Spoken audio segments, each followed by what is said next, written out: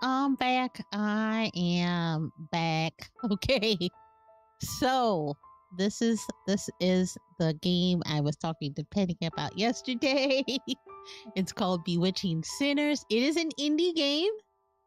It is a dating sim game. It is an otome game. I've never played one before. It is a visual novel. I guess the closest I've done to that was like just recently with the Batman Telltale series. So that is the closest I've come to something like this before. Well, I mean, no, not something like this. Made a visual novel as opposed to a dating sim. So there's not going to be.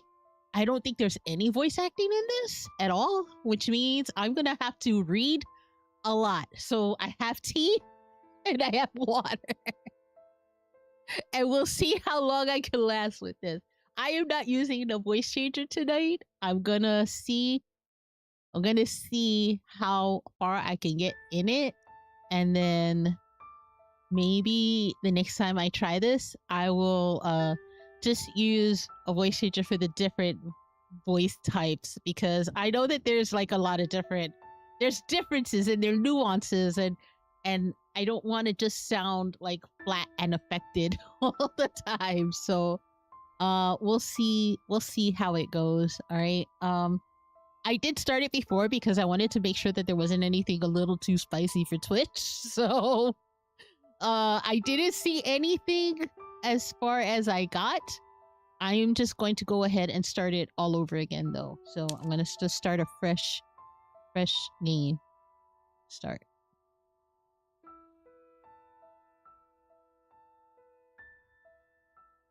Yeah, I'm not choosing him. I am choosing her.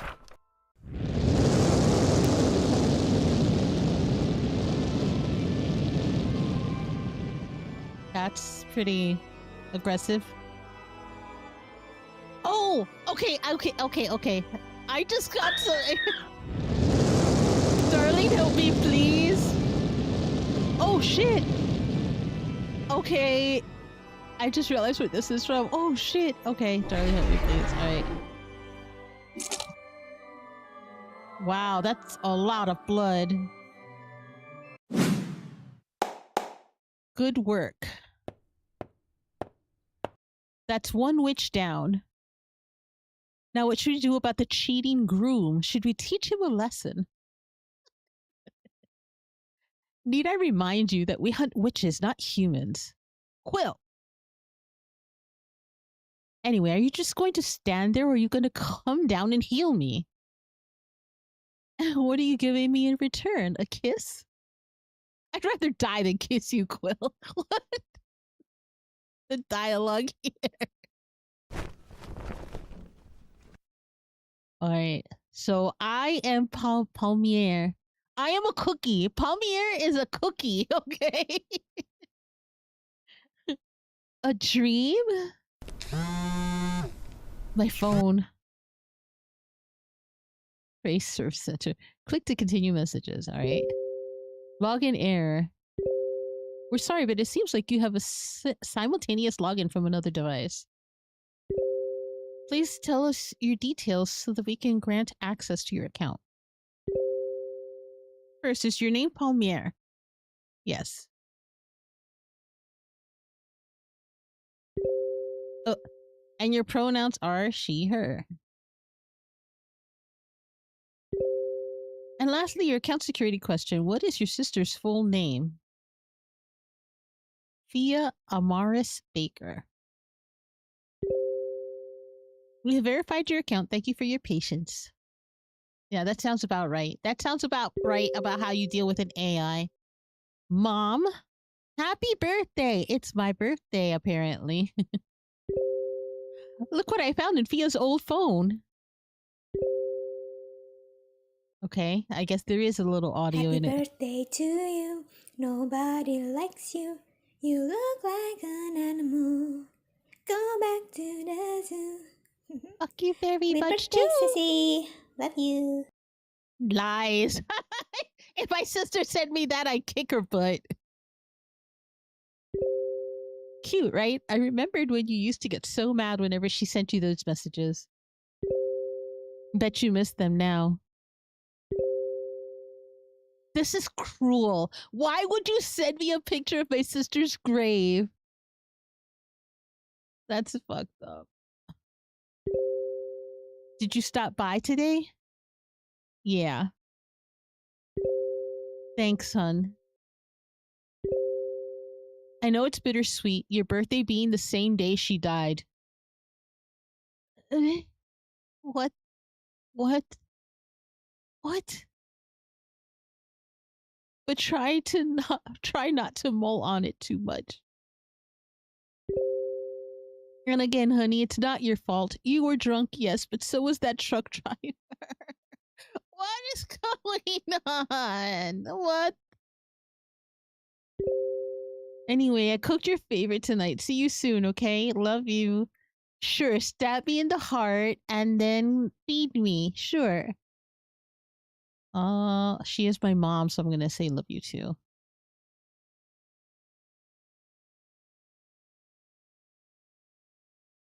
Right. I'm supposed to go to mom's tonight. Damn, it's already really 14:30? We couldn't like it's already 2:30. Better clean up. With a throbbing headache, you waddle to the bathroom. You knew drinking out was a bad decision. Normally, you could just shake off the temptation just fine. But your birthday was always a challenge in more ways than one. While you're washing your face, you started to regain your senses and tried to recall what happened last night. Yet try as you might, that dream can pop in your head instead. What a weird dream. It was so vivid. Almost like... Oh, a memory? What the fuck? Hands start to emerge from the mirror, gripping your shirt, your hair, clawing every part of you they could grab. And then pain. You feel as if you were pulled through a small, narrow keyhole. You close your eyes and hope it was just another dream. What the heck? You fell head first onto the wooden floor. The hard bump on your head forced you to open your eyes. Opening them, you saw a pale white figure looming over you with a sly grin on his face. Well, what do you know? It worked. What the? Who the fuck are you? Same voice, same height. You're a bit meatier than Palmier is, but I can easily excuse that with some exercise. The glimmer of hope in your eyes, though. Well, I'm sure that'll die out soon enough. Overall, you'll do. Dear Chorus, there's nothing I can't do. Palmier, wait, how do you know my name? It's her name, actually. But I guess you two are one and the same. Glancing at the floor, you saw an unconscious body, one with a face eerily similar to yours. Wait, is that me? Ah! Oh, no need to be so dramatic. Palmier is alive, barely, but alive nonetheless. A witch got her, you see. A total bridezilla. Had to be burnt twice to kill her, but that's Ivar's daughters for you. A witch? Wait, you're the one from my dream? Am I still dreaming? Oh, so it's true. Our doppelgangers from other realms really are connected to us in our sleep. Interesting. I wonder how many people my counterpart has slept with. Tell me, do you have magic in your realm? Or are you one of those unlucky few who rely on ingenuity? Magic? Like Harry Potter? I'm guessing that's a no then. Shame. Well, I'm sure I can fill you in on the way. Wait, what? Hold your breath. You took me through water. What just... How did you... Are you always this articulate? I suppose just like Palmier, you aren't much of a conversationalist. Though at least that one is able to form complete sentences. Come along now. And with that, the white-haired man ran up a daunting flight of stairs. Wanting answers, you instinctively followed along. I can form sentences? Tell me what's going on. Are you incapable of walking and listening at the same time? I was just about to explain myself, you know. Then start talking, asshole. Wow! Wait, hold on. I swear to God. The audacity on these people. First off, the name's Quill Inkwell, thank you very much. Anyway, long story short, it's a witch bounty gone wrong. At first, it seemed easy enough. Mother of the groom didn't want her son to marry a witch. So he dressed up, crashed the wedding. We thought we had won, but the witch had a few tricks up her sleeve. Things went wrong, and now my best friend is in a coma because of it. So I need to find a way to get her out of that coma before people catch on. And I'm here because... to cover for her. Palmy and I are on our last year as apprentice witch hunters. The teachers can excuse a few missed classes, sure, but a curse this complex? They'll get suspicious before I can find a cure. Palmier can't really attend classes as a vegetable now, can she? Witch hunters? But in my dream, didn't I mean, she had a witch in her? Oh, you mean the black demon-like witch? The one she burnt Bridezilla with? Yeah, that's her soulmate bond. That idiot decided it would be a good idea to bond her soul to a witch for all eternity. Soul bonding? What? Don't you tie your soul to your spouses until death do you part? How else would you guarantee their loyalty? I don't know, trust? Oh, how archaic. Well, point is, somehow my Palmier managed to seduce a witch to bond with her. Impressive? Sure. Smart? Not so much. And now she's in a coma for it. Wait, so her bond is the cause of her coma? What's the last thing you saw in your dream? Something about healing? Ah, yes. Well, the witch ambushed us. Turned out she wasn't completely dead yet. Palmier got struck with a spell, something I've never seen before. Basically, it sealed her witch bond. Half of her soul is now somewhere in oblivion. Hold on a second. I gotta... Wait. Here?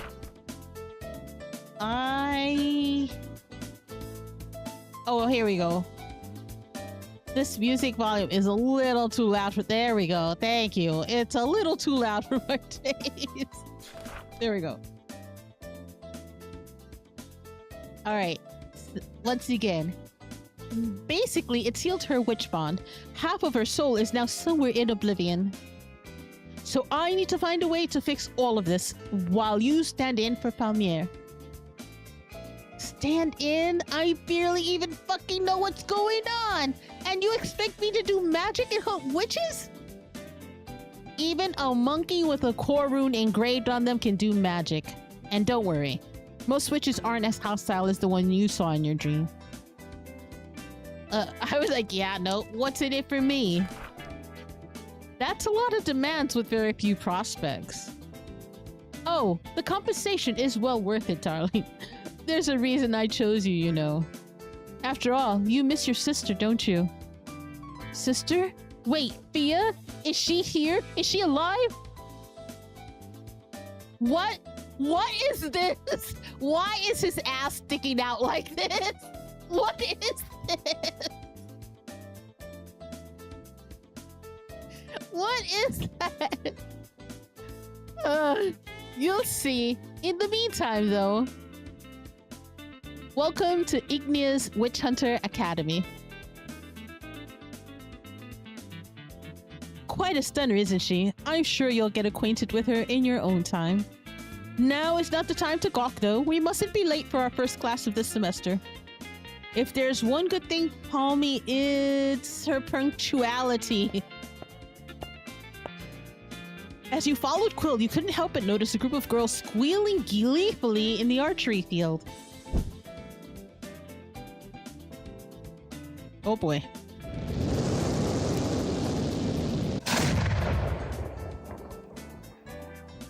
Whoa, I hate to be the guy that has to clean that up. Wait, that guy's staring at me.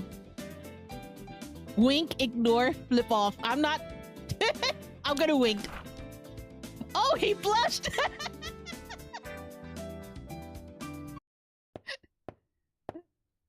Quill, Palmy! You could hear someone calling out to you in the distance. Quill stopped in front of you and muttered under his breath. Damn that nosy mutt. Thane, how are you, my friend? Quill put on a fake smile as a cheery redhead flagged you down. Quill, Palmy, what's up? How was your summer together? Palmy, did those snobs at Inkwell Manor give you any trouble or what? You noticed that the man was eagerly waiting for your answer, only you were not even sure what answer you could give. Well, you know, my family was more than accommodating, thank you very much. Meaning your parents were barely home and you got the whole estate for yourself. Naturally. Typical. Alright, Palmy, it's our first time meeting this semester, so, you know, as per tradition. Come, put her there. What? Come on now, don't be shy. Oh, yeah, so you managed to find yourself a date. Now let's make sure your victim, partner doesn't die of boredom during your time together. There are 3 actions you can do to make your date less miserable. First, you can talk to them. If you find any interesting topics, you can add that to your conversation starter. Touch. Cat got your tongue? Try touching your date instead. Try not to be a creep about it, though. Gift. And last but not least, bribery. Because there's nothing like a gift or two to really buy your way into a relationship. Hey, it works for most games.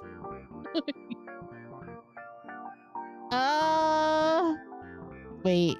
Chat, talk, gift, touch.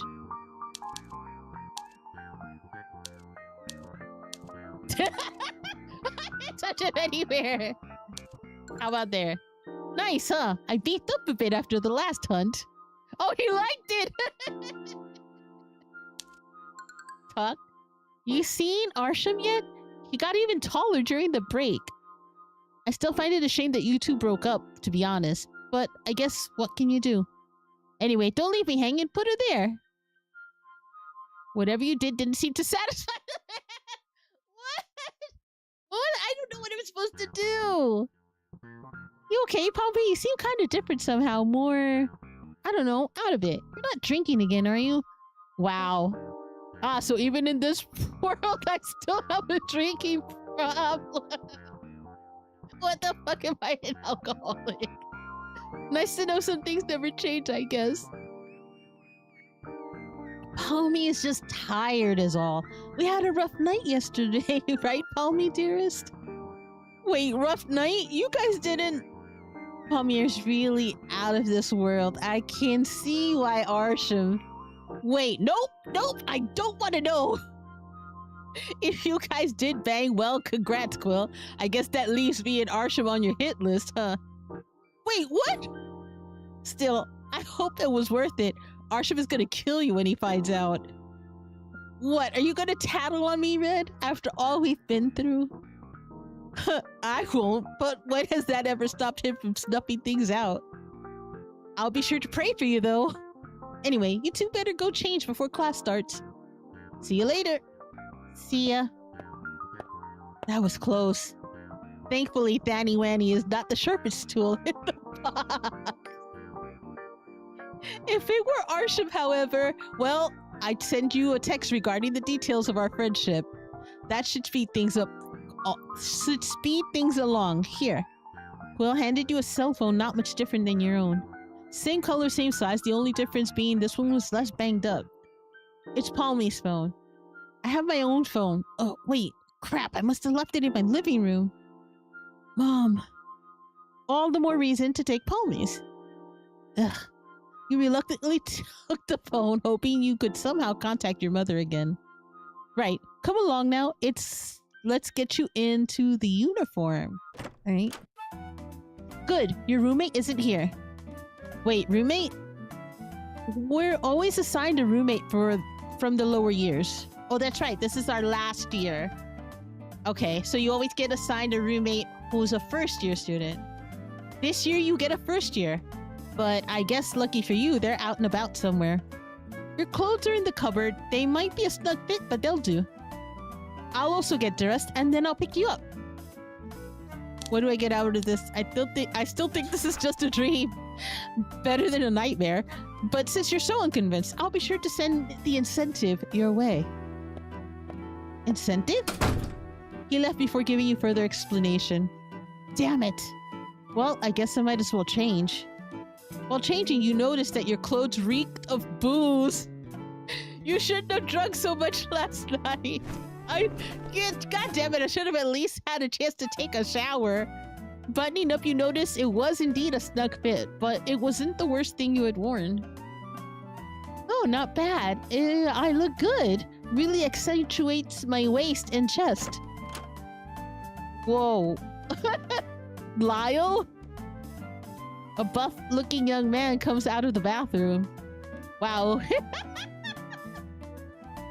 I would never say that. Wow, he has bigger tits than I do. Excuse me, are you my roommate? You're a first year? Yes, why? Did I mess up my uniform? Could you even fit in your uniform? No, it's rather small. This is the only way I can wear it. I bet. My name's Palmier, by the way. Oh, Lyle Kevin. Were you in the bathroom this whole time? Yes, I was struggling with my uniform and didn't want anyone walking in on me. I didn't think you'd be a girl. I thought they only had same-sex dorms. I'm as clueless as you are, buddy. Yeah, maybe you can go and talk to the administrator about that. Oh, right. I'm sorry, but you're Palmier Baker, right? The Palmier Baker? Yes? Does my name mean something here? Oh, then please don't kill me. What? It's not my fault. My heritage, I mean. Your heritage? You looked up straight into Lyle's eyes. His eyes caught the light like a bright amber. Your eyes? I'm gonna say they're beautiful. What? No, I have to go. I scared him. Lyle stormed out of the room. Oh, good lord, you just compliment somebody and they run out? Was it something you said as you were thinking Quill bombarded you with messages? Oh, here goes with the phone. Right, quick recap time. First off, Palmier's background. The Bakers own the largest bakery chain in the land, and Palmier is what most nobles consider the nouveau riche. Palmier is 21 and is bonded to this witch, who she dated secretly for a month or two before deciding to be one in body and soul for all eternity. I mean, I guess that sounds romantic if you weren't bonded to a demon, sure. Yeah, yuck. Like, what is this? Who the witch actually is and what they look like out of their witch form, I don't know. I myself have only discovered this big secret after they bonded. Anyway, Palmier has 3 close friends. Yeah, this is him. Wait, go back. Starting with yours truly, Quill. I've known Palmy since kindergarten. Our families go to the same parties, though I admit my family is far more prestigious than Palmy's. Oh, that's Thane. Look at the cat. The cat is like horrified.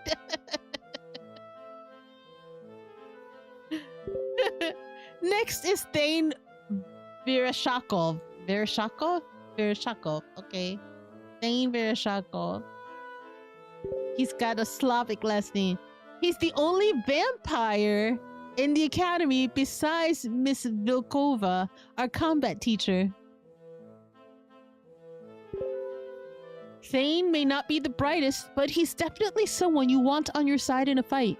Due to his vampire heritage, core runes react a bit differently to him. Core runes? You mean the drawing on Palmier's hands in my dream? Precisely. Those symbols enable us to do magic similar to witches, albeit in a more diluted capacity. Anyway, vampires have their own church and beliefs. Thane is an outsider, so to speak, but his situation is complicated.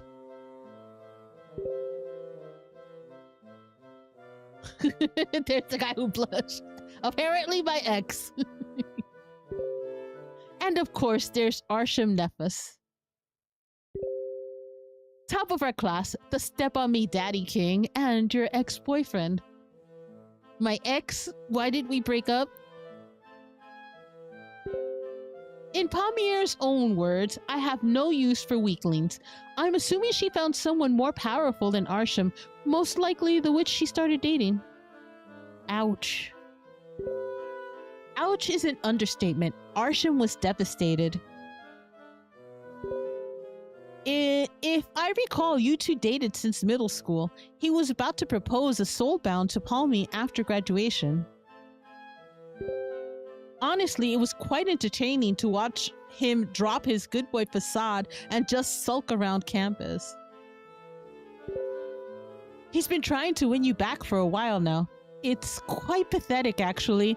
Very entertaining, though. Any other questions?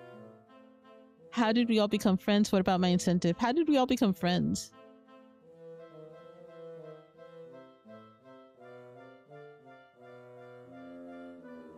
Come on. Well, for me, I assumed you fell in love with my charms. You got such a big head. Arsham, I believed you two met over a party at Charmon's family's estate, bonded over a life and death experience or whatever. Not important. If you're referring to how all four of us get along, well, you can blame detention for that. What the? Okay.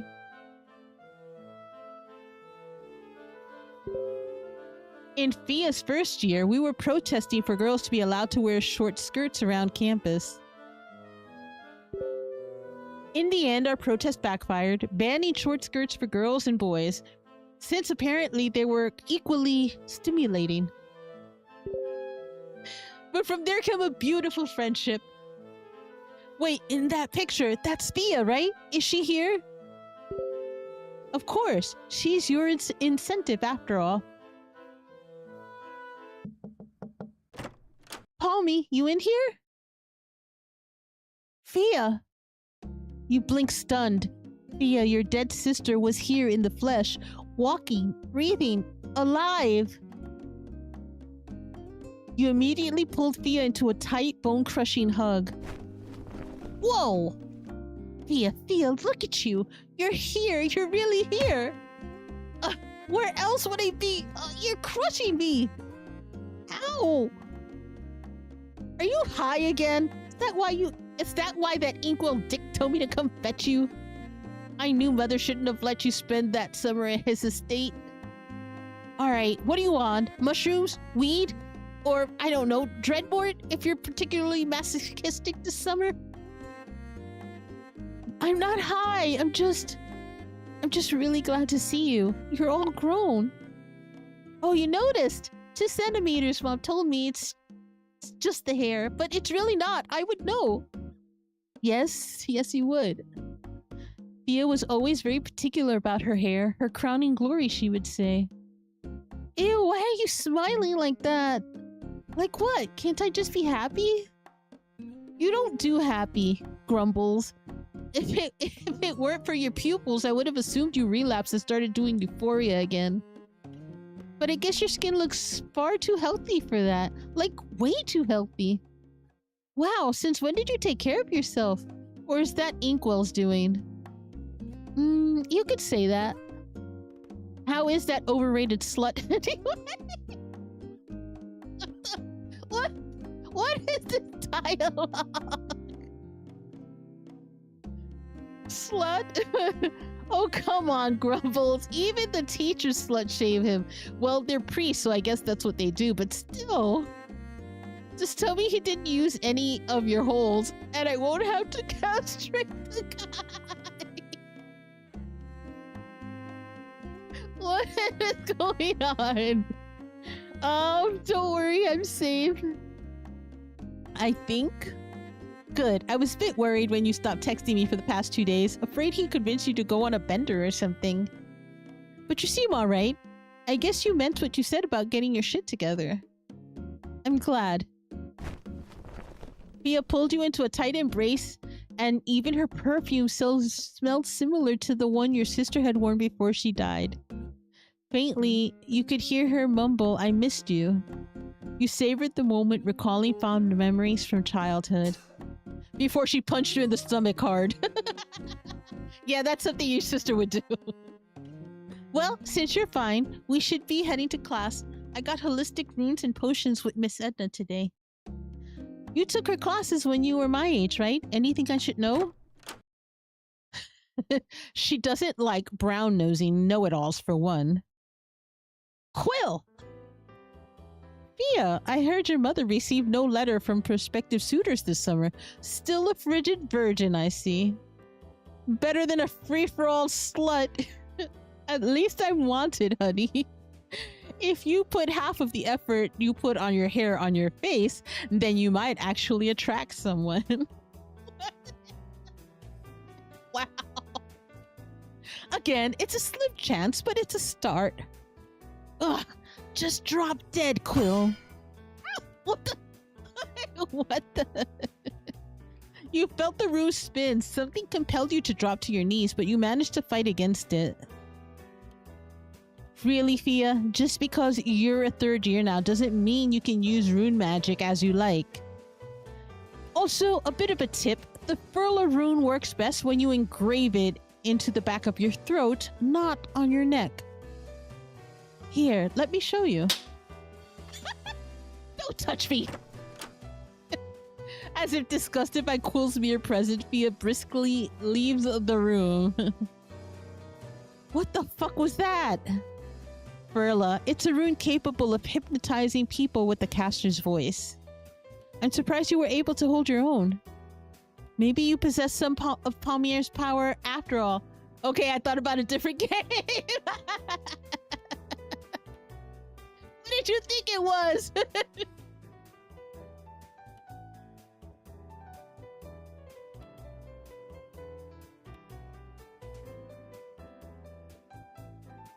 The dialogue in this game is wild. I'm not gonna lie. It's very amusing. One of those from the Play Store? I did get this one through Steam. And I know most of these kinds of games are usually mobile, like for your phone. But it was on... I'll be honest, I bought it after all of the stupid drama with Love and D-Space. And then I started looking more into these kinds of games. And because this was on the Steam sale for $2, I was like, okay, if I don't like it, then I only lost $2. It's normal. This game is normally $20. They had it on sale for $1.99, so I bought it. But literally, if it wasn't for all the drama surrounding Love and Deep Space, I wouldn't have bought it. A coffee is more expensive than two, exactly.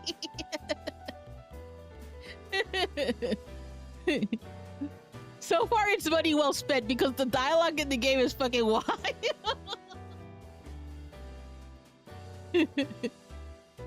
Alright, maybe you possess some of Palmier's prowess after all. The only thing that sort of gets me under my skin is like all of the names so far are like puns, because her name is Palmier Baker, and her family owns a bakery chain, and her first name is literally a cookie that you would find in a bakery. Like, and then his name is Quill Inkwell, and I'm like, what? Why? Anyway, I take it her presence is an adequate reason for you to stay. That's still not my sister, though. Oh? My sister doesn't cuss as much, and she never hits anyone. But still, I'll stay. You knew damn well that I would stay around with... You knew damn well that I would stay with her around, didn't you? Of course! I told you there's a reason I chose you. You're the only Palmier out there who lost their sister and not the other way around. Wait, what? Nothing. Anyway, I sent your class timetables to your phone. You have Mr. Dietrich's Dark Runes course first. My class on runic graphology is right next door to yours. Come, I'll take you. Don't take notes. Better yet, go to sleep as soon as you take your seat. Palmy was always famous for her lethargy in class. Wait, you're just going to leave me here and expect me to blend in? What if the teacher asks me something? He won't, and don't worry. None of your classes are with Arsham or Thane until tomorrow, so you can relax for a bit. Just remember, laziness, aloofness, and air of woe and dismay wherever you go. That's what Palmier's all about. Basically, I'm an emo girl. Sure. I'm not that gloomy in real life, am I? A teacher from Quill's class seems to notice our conversation.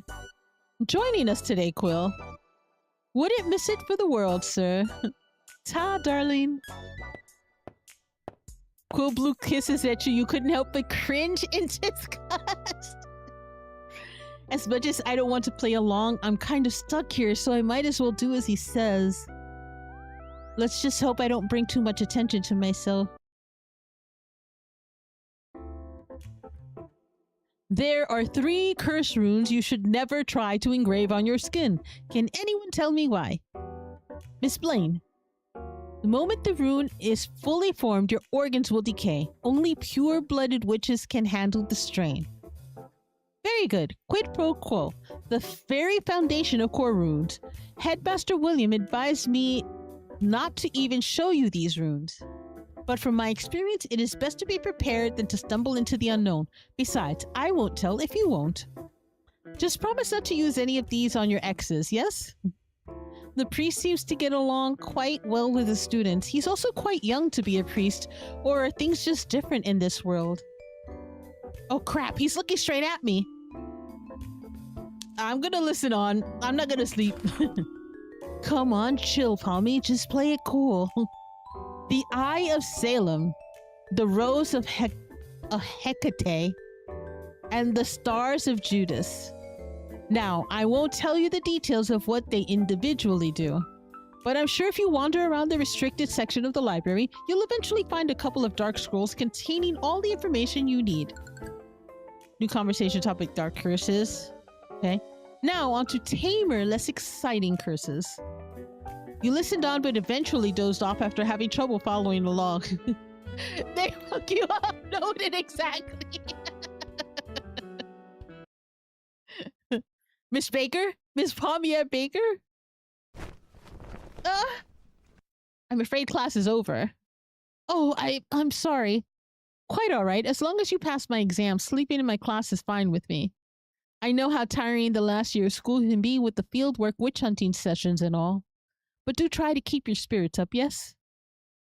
Right. Anyway, your friend is waiting for you by the door. You shouldn't keep him waiting. Oh, right. I guess Quill's taking me to my next class? The fuck? Oh shit. Here we go. As soon as you exited the classroom, strong hands pinned you to the wall. You looked up and saw a pair of sparkly purple eyes staring right into your soul.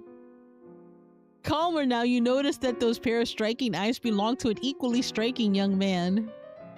Butterflies started to form in your stomach. Whether it was attraction or something more primal in you telling you to run away was unclear.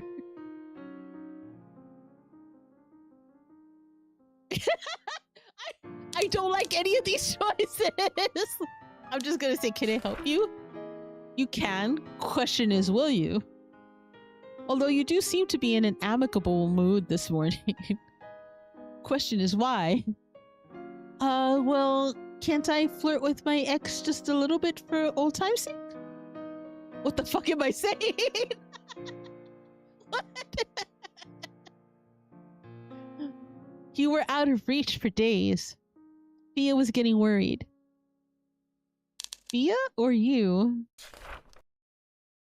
We both were. She hates Quill. And by the way, I saw him pulling your hand today.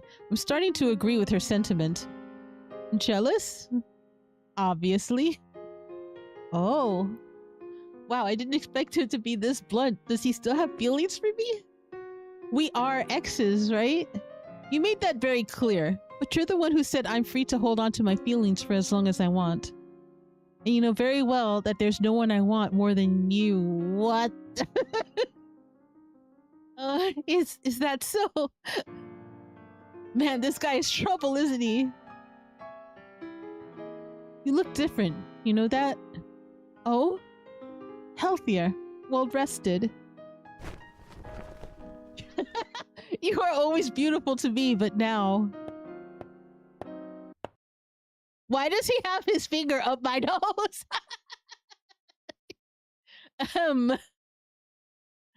I'm sorry to ruin the moment, you two, but shouldn't you be heading to class? Oh, Mr. Dietrich, my apologies for letting you see such a sight. Huh? The man just flipped the switch. He was all scowls and sharp glares a second ago. Now he's all warm smiles and soft, lilting voice. Is this the good boy facade Quill mentioned? It's all right. I understand young love and all with the raging hormones that come with it. You best be off now, though. Right. Well, I wouldn't want to be late. Run. You stormed off in the opposite direction of where Arsham was heading to. Best to avoid him for now, at least until I can get a good grasp on this other Palmier's personality. So my next class is... Oh, wait, crap, my phone. Did I drop it in class? I better take a look. As you walk back to class, you notice the door slightly ajar and a panicked voice rang through the room. No! It's not! I want... How did you do that? The panicked voice does not say snacks! I was about to read that. All of a sudden I hear snacks come through. What the hell?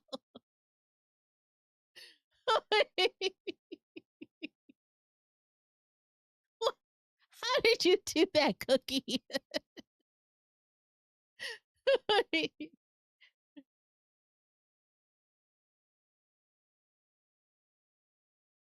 Anyway, back to what I was saying. You just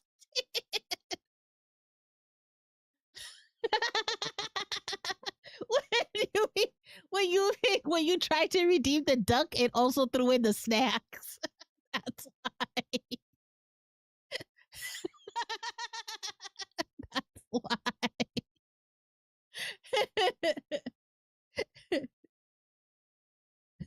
They're not turned on today.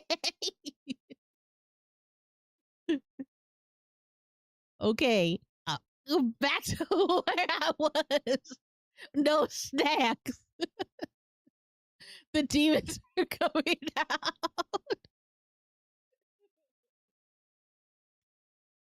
Right. The student says, Sir, this must be a mistake. Huh?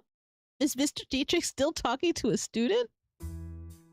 I don't make mistakes, Miss Tatum. Not when it involves money. Wait, what? You know our deal. You'll give me coin, and I'll make sure not to flunk your sorry ass. Those were my terms. I couldn't pay you because that's way higher than what we normally agreed upon. Times change, young Tatum. Inflation, price rises. You know the drift. Of course, I could just send your parents those photos we talked about. I'm sure your family will find your bedroom activities interesting to say the least. Hold on. I'm sure we can work something out. Just give me more time. Time is money, Miss Tatum, but I'm being gracious, so you have 24 hours to wire me the funds. 24 hours, that's... Or, if I recall correctly, your family inherited a rare heirloom curse ring. I'm sure that will fetch a handsome price in my store, no? You want me to steal it? But that's... I mean, I could fail you, or have my hound summons rip out your kidney to be sold instead. Your call. No, I'll do it. Thank you for your kindness, sir. My pleasure. Oh, and Miss Tatum? Yes? If you try to trick me with a dupe, my hounds will rip your boobs off. Understood? Not the boobs! Yes. Tatum hastily slipped from the upper exit. You should go before. Uh-oh, not my boobs. Enemy of man. Before you can escape, Mr. Dietrich snapped his fingers. A pack of wolves emerged from his fingertips and surrounded you in an instant. At first, you thought they were merely illusions, but the feel of sharp fangs and claws grazing your legs was enough to put your wishful thinking in check. Quite rude of you to eavesdrop, young Palmier. You knew I was here? I know a lot of things, Palmier. Things you try so hard to hide. I was waiting for when I should drop my facade around you. Frankly, I was planning to corner you after you received access to your family inheritance on your 22nd birthday, as per my retirement plan.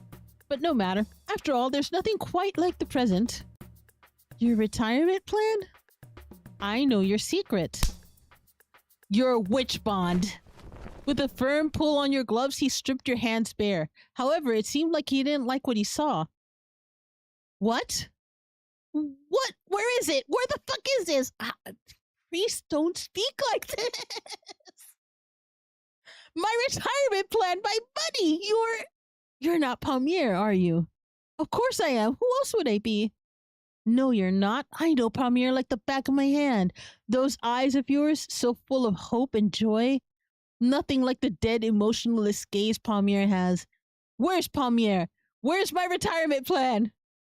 Oi! Chill! Look, I'm just as clueless as you. Quill? Of course, Quill, that damn whore. You're coming with me. What is going on?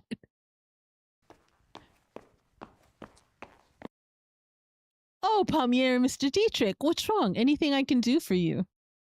Where's Palmier, Quill? Sir? Palmier, the real one. What have you and that quartet of yours done this time?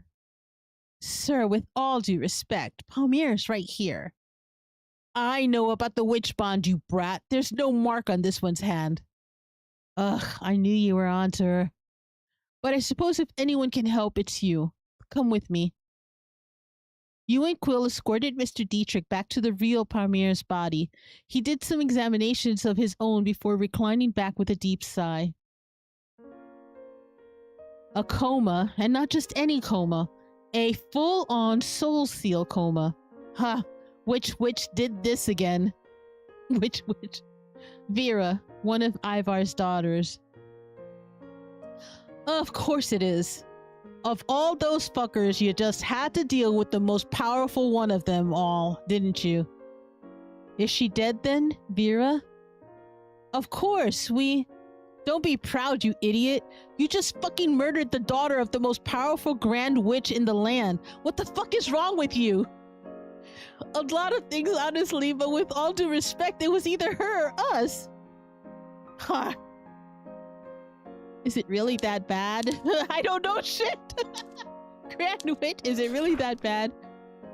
The last time Ivar was pissed, he wiped out an entire country. Bad is an understatement. Of all the grand witches, why him? Grand witches? Pure-blood witches who rule over certain domains. Currently, there are 4 living grand witches in the land. The Witch of Greed, the Witch of Change, the Witch of Fantasy, and the Witch of Beauty, Ivar the Misandrist. Known for his beauty and his temper, Ivar once turned 3 million people into a field of everlasting flowers. Flowers? Sounds peaceful, right? But no. It's agony. Branches piercing your organs, thorns stabbing you inside out. Those people he turned, they're still alive. When you pick those flowers, they bleed. They cry, their petals wet with dew even in the driest of seasons. Researchers found that they still feel hunger, pain, thirst. They retain all of their senses and memories, yet they can't satiate any of their needs.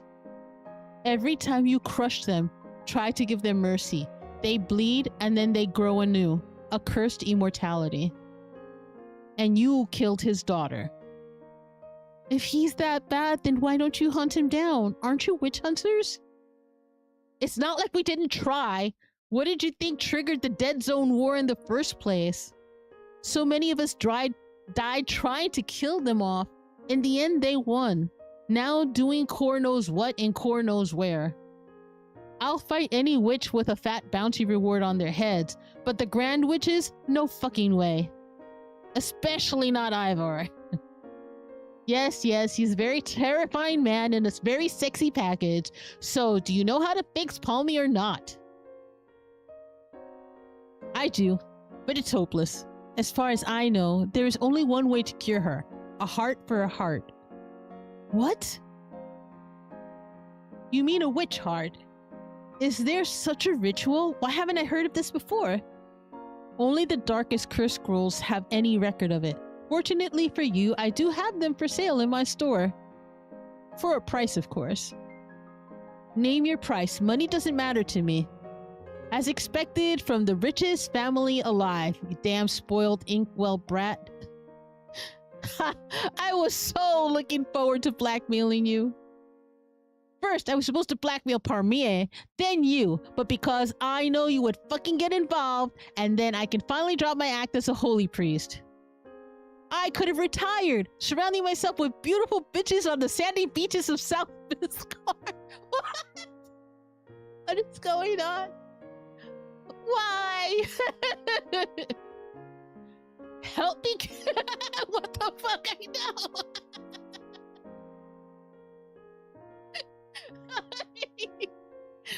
Help me get a witch heart, and I might just make that happen for you, old man. What the hell?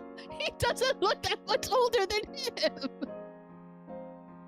Fool, it's not just any witch heart. The cursed ritual uses the 4-for-1 rule. It has to be an adequate exchange. I know this SOB managed to bond with a pureblood witch, so if you want to wake her, you need 4 hearts of equally powerful pureblood witches.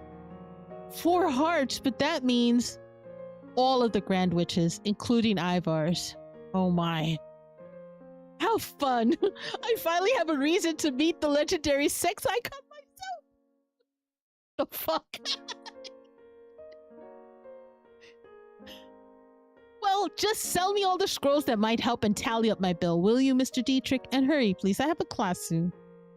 Huh, you really think you can beat the 4 Grand Witches, you brat? Not even our headmaster can defeat Ivar.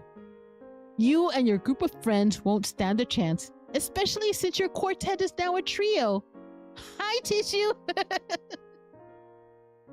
I'll find a way. Besides, I'm an inkwell, remember? Miracles are what we do. Fine, it's your funeral. I'll be happy to sell you any materials you need before your untimely demise. I'll even help you find intel on the witches. Consider it a service only for my most loyal of customers. Wait, you're really doing this? Seriously?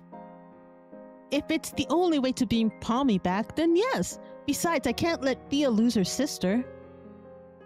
That woman despises me enough. I can't imagine what would happen to me if her precious Palmier died. Oh, right. Thea. That's right. This Thea still has her sister. But if she were to lose her, then she'd blame herself, circling in an endless cycle of what-ifs. Did you say something? I won't let her experience my fate. When I lost my sister, I thought of joining her. It was my fault she died. And yet, I was the one who lived. I always wondered what it would be like if it was the other way around. But I don't want her to experience the other way around. I want to see a world where both of us live side by side as siblings. If I have to fucking draw runes on my hands or lose an arm to fight off some witches, then so be it. Let me redeem myself. Let me do this for this world, Thea. I don't think I can forgive myself if I didn't try. Psychopath simulator. All right, hold on. There's an ad break starting, so I'm gonna stop. I'm gonna stop here, and I'll continue when the ad breaks over. the, the dialogue in this game is a little unhinged. I'm not gonna lie. I'm like, what the fuck is going on with these people? Why does a priest talk like this, wanting some bitches on a sandy beach?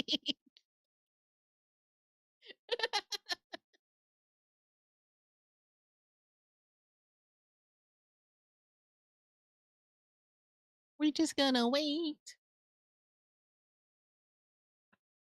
I'm gonna feed my cat treats in the meat unhinged. That wasn't even hinges to me. Fine, the dialogue is off the rail.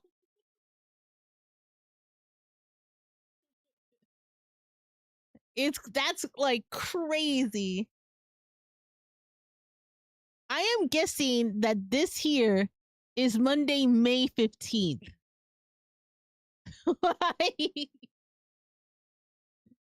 because people on the other side of the world do their calendars different. Instead of putting month and day, they go day and month.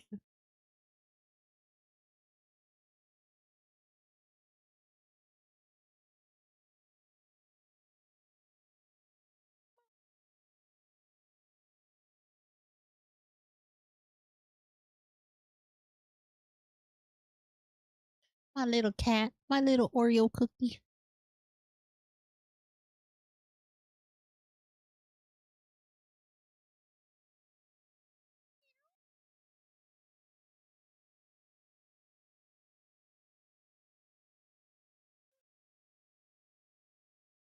All right, I'm keeping an eye. The only logical order?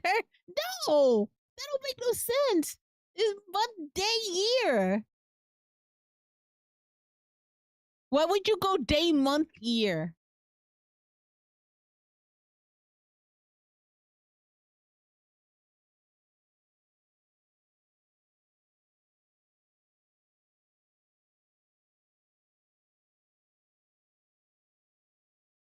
Because it's ascending in the time scale. No.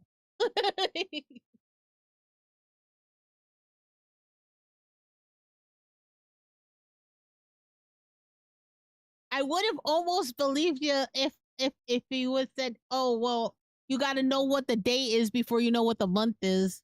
But you need to know what the month is first.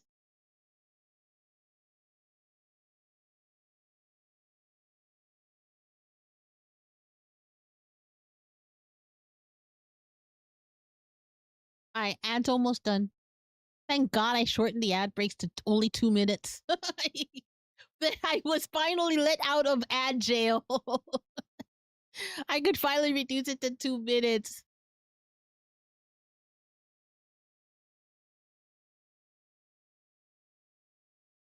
All right, it's back. All right, back to the unhinged story. You two really are alike. You and that insufferable sister complex of yours. But don't worry, darling. I was planning to get you involved one way or another. Are you sure, though? To be honest, I thought you would be content simply taking Palmier's place. Of course not. I don't deserve that kind of luxury. Besides, Mom's making me my favorite meal back home. Once Palmier's awake, you'll send me back to my world, right? Of course! The world has no use for 2 of you. 1 is already far too many. If it were me, I would just play pretend and enjoy the ride. But I forgot that common sense is a blessing, so... It was nice knowing you, fake Palmier. If you need anything, I'm sure my store can provide. Store? The black market. To be honest, he's the only person on campus that will sell anything to me. Most vendors on campus won't take my money anymore. What? Why? Wouldn't you like to know? That reminds me, however, you're free, right? Since Mr. Dietrich made you skip class. Be a dear and fetch me 2 bottles of rune ink, will you? The stores near the main gate sell them. This should be enough to cover it. Got 10 gold. Only 10 gold? Aren't you rich? Don't you know that wealth and stinginess go hand in hand? That is a truer statement was never said, okay? That is so true. People who have money never want to give it up. Go on now, explore the grounds while you're at it. I'll be waiting for you at the dorm's 2nd floor hallway, or you can just turn in the ingredients in your quest app from your phone. Wait, you can send physical items through your phone? You can't? My, what an outdated world you live in. I pity you. Anyway, see you tonight. Remember, the dorm's 2nd floor hallway. Don't make me wait. Pushy, isn't he? Oh, look. Here you go. See? Shops. Who's this? Oh my god, did you see Arsham just now? Is it me, or did he even get more handsome? Yeah, I'm more of a Thane fan myself. What the heck? Oh, that's... Okay, that's 2 of them. Alright, wait, what's this here? Who are they? Dad found me a suitor this summer, Lord Heketh? Heketh. Ew, I know him. I'm sorry, Nat. Ah, duties of a firstborn, I suppose. Think of it this way, at least you're not matched with Quill. What? Why do people hate him so much? I know he's a little arrogant shit, but still. True, I pity whoever has to soul bond with him. I know, right? That man has no shame. I heard his cousin might take his place as the heir. Though I doubt his father will let that happen. Learned a new conversation. Oh, new conversation topic, equal drama. Damn. I can't believe they let that new guy in. His eyes are golden and he's definitely bad news. Alright, who are you? Need anything? Ask the missus inside. Oh, by the way, did you catch anything today, kid? If you did, I'm willing to take some off your hands. I'm good for now, but thanks for the info. Okay. I don't know what you're talking about. The shops in Gomorrah are more varied, but there's some other places to go get rune ink. Some say this place used to be a rune ink factory, and there is still some production tools left over in the school's basement. Okay, this shop. Welcome. Wait. I needed 2 inks, right? Alright, 2 inks. 2. Bye. So I did not need 20! I did not need 20, and if I wanted to, I could just go here to my quest. 2 bottles! 2 bottles! Alright. Oh. Alright. Student A, how was your summer in Theod? Student B, they couldn't, they had no extra money for more names, I guess. Not bad, but not great either. Way too many fairies around. Well, it's their domain, so... Hey, Palmier, taken any hunting quests around Gomorrah lately? I killed 2 witches over the summer. Maybe I can finally catch up to your record. I guess I like killing things. Alright, back to the dorm.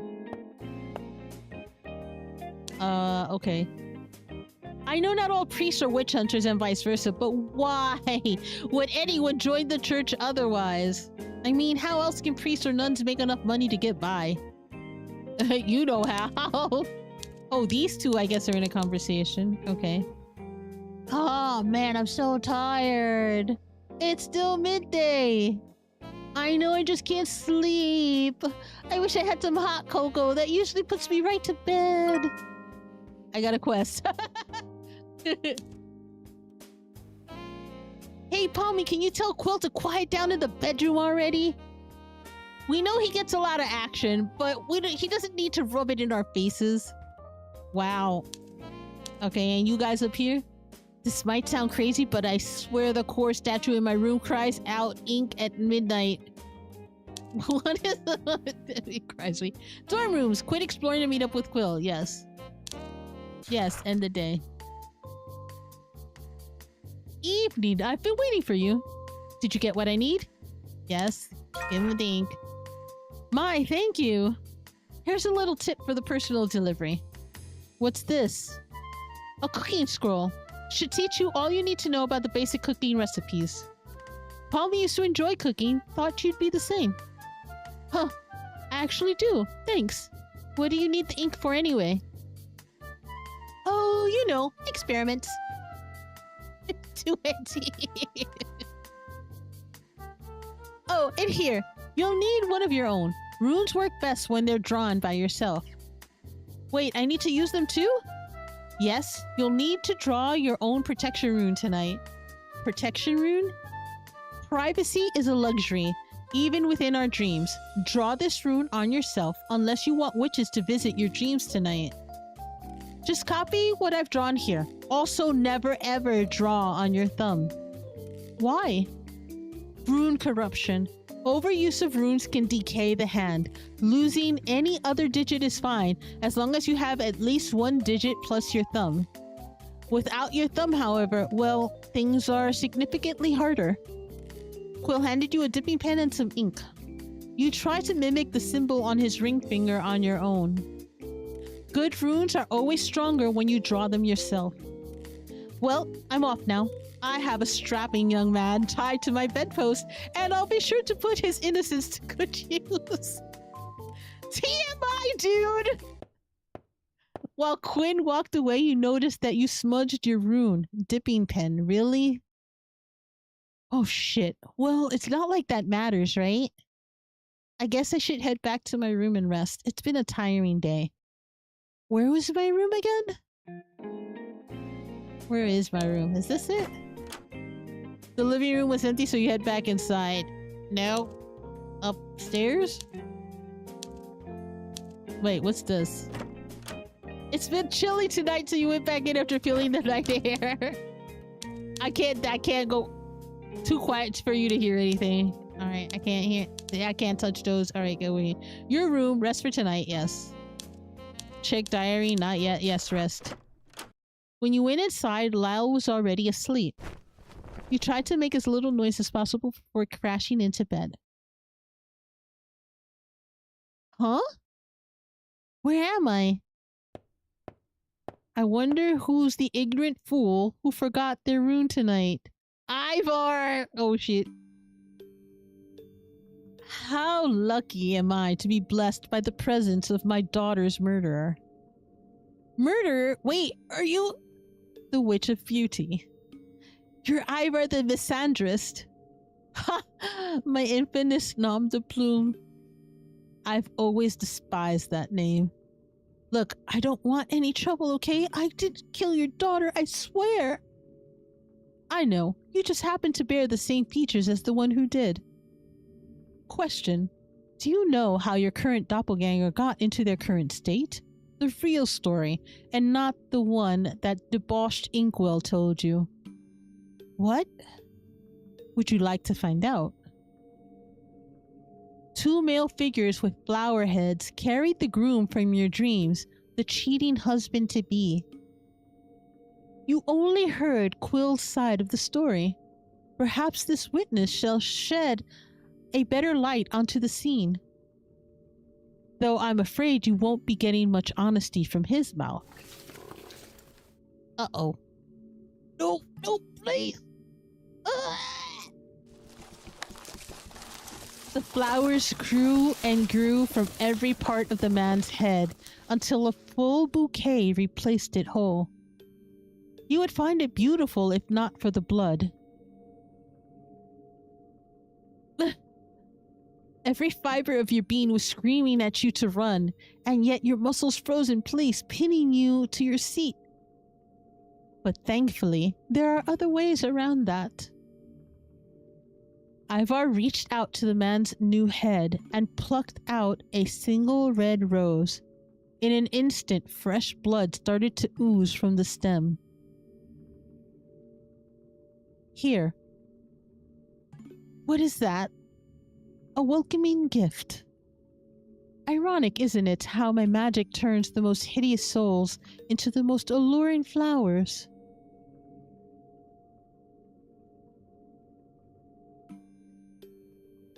Beautiful. I must say, you're quite the beauty. Cut the small talk. What do you want? Why, what any calm and reasonable father wants. The head of my daughter's murderer served to me on a silver platter. Revenge. Yes, but not at you. You are just a tourist, someone blinded by the charms of those bewitching sinners. Aren't you? Oh God. What do I choose? Aren't you the sinners? Aren't you the aren't you the bewitching ones? In looks, perhaps, but nothing else. We're quite innocent, or at least we have convinced ourselves that we are. A guy's head just fucking exploded in front of me. I'm pretty sure you're the villain here. Even if he was the one who broke my daughter's heart, even if he drove her against me, and didn't even have the decency to honor her loyalty, there's always another side to things, Pommier. Question is, are you curious enough to pursue them? Tell me, are you the type who'd rather hide in ignorant bliss, or the type to embrace the truth no matter how ugly it might be? Oh, I'd rather know the truth. I would like to know the whole picture. A wise choice. An often disappointing choice, but a wise one nonetheless. Why did you ask me that? To see how you'd act. That rose holds the key to your truth, the real cause of your doppelganger's state. Crush it and you'll find your answers. Hey, Betty! Ask Rock, he's been here longer. Some of the dialogue's unhinged.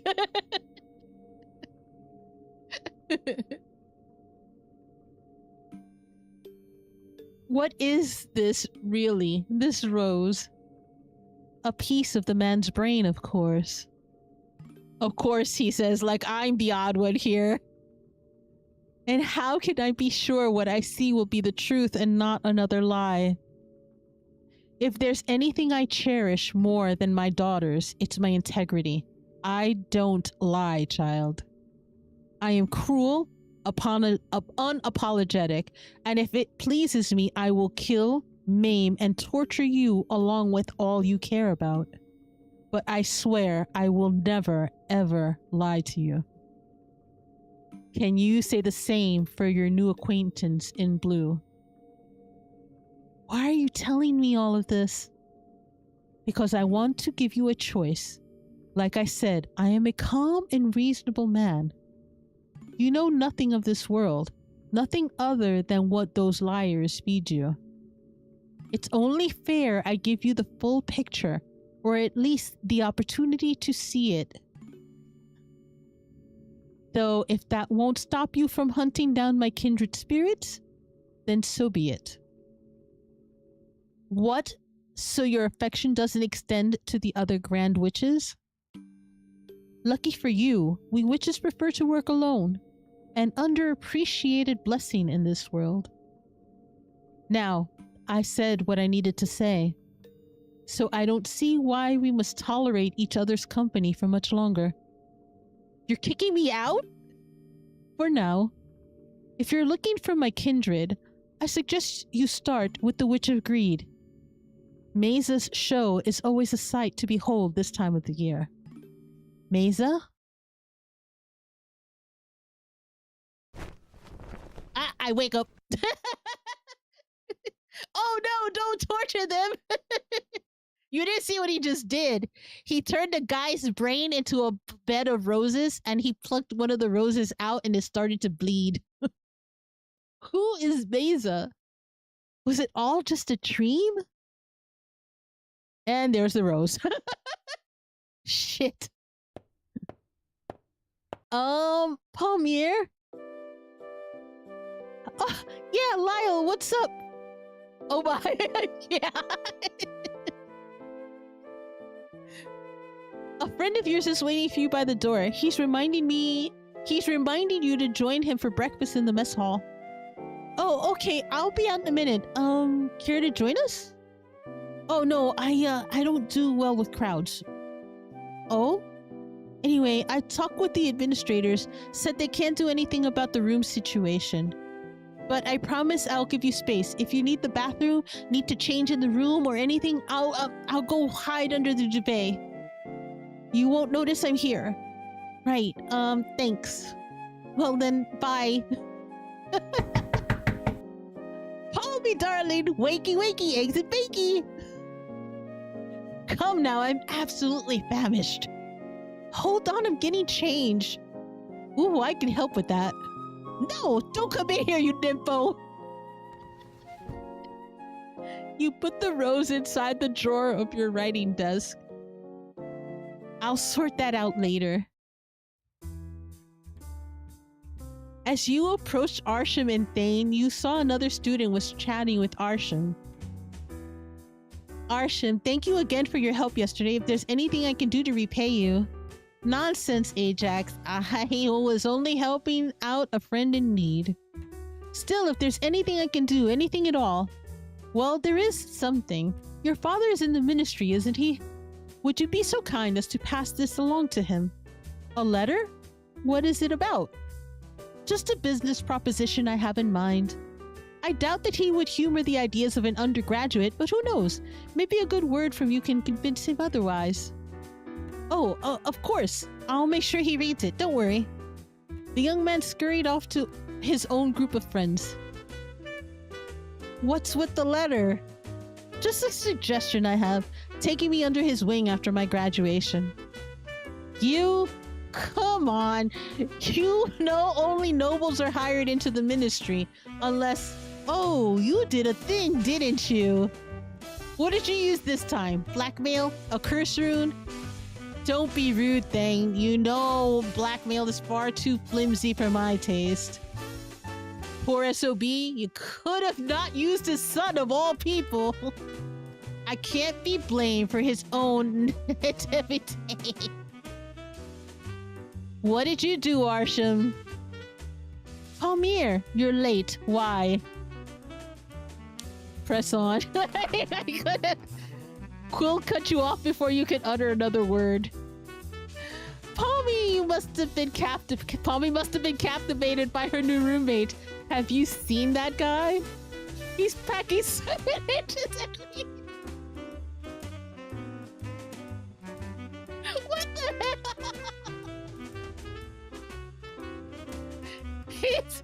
I can't.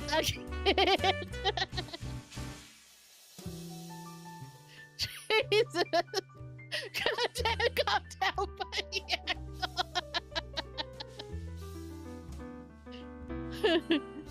That's a stretch. That's what I'm hoping for. Who the hell wrote this?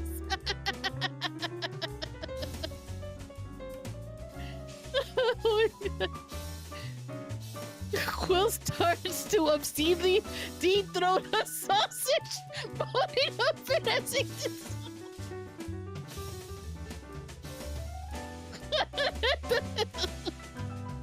Really, Quill, right in front of my salad. I would like to phone an adult. I know I need an adult. Where are the fucking teachers in this game? Wait, where is that hunk of a man? In our room, he said he didn't like crowds. Attention? Huh? It's attention he doesn't like. Hard to eat peacefully with everyone gawking at you. You've seen his eyes, unless I'm the only one who actually took the time to get to know our newcomer. The first years basically cower behind their desks from the mere sight of him. Oh, right, they're golden, aren't they? Golden? Like Ivar's. Ah! You connect it. Golden eyes. Someone call 911.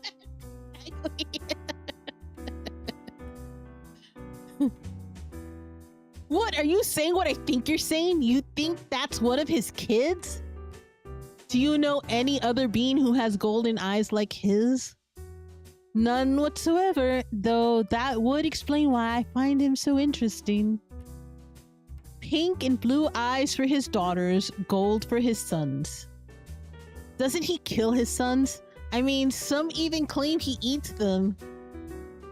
So do the legends say. Only his daughters inherit his magic. I believe his sons tend his gardens. This is nice. We get to see a whole new degenerate side.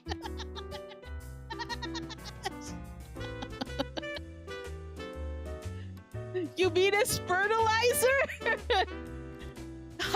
If only if they're lucky. Rumor has it that he uses them as his playthings. That's... Hey, no, I'm not judging. I'm judging if he's using his sons as playthings. Wait, does that mean those flower servants were his sons? Oh, maybe. Yeah, these may be his other sons then. So you're saying this new guy's an escapee? Does he not keep track? I mean, how many children can one guy have?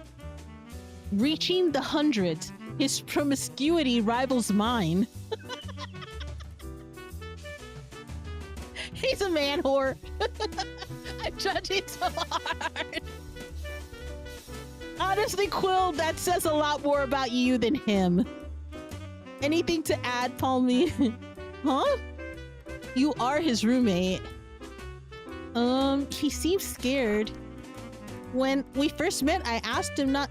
He asked me not to kill him. I can't understand why. Really, the top witch hunter in our year can't figure out why a witch halfling is scared shitless of you? Isn't Arsham the best? Academically speaking, yes. Although in the field, you're much more renowned than I am, darling. By the way, that reminds me. Didn't you and Quill take on a bounty? I saw your names on the list. Oh, that little mission. We couldn't be bothered, really. Gave it up halfway. Is that so? Oh, by the way, has anyone seen that request about a cat? Cat?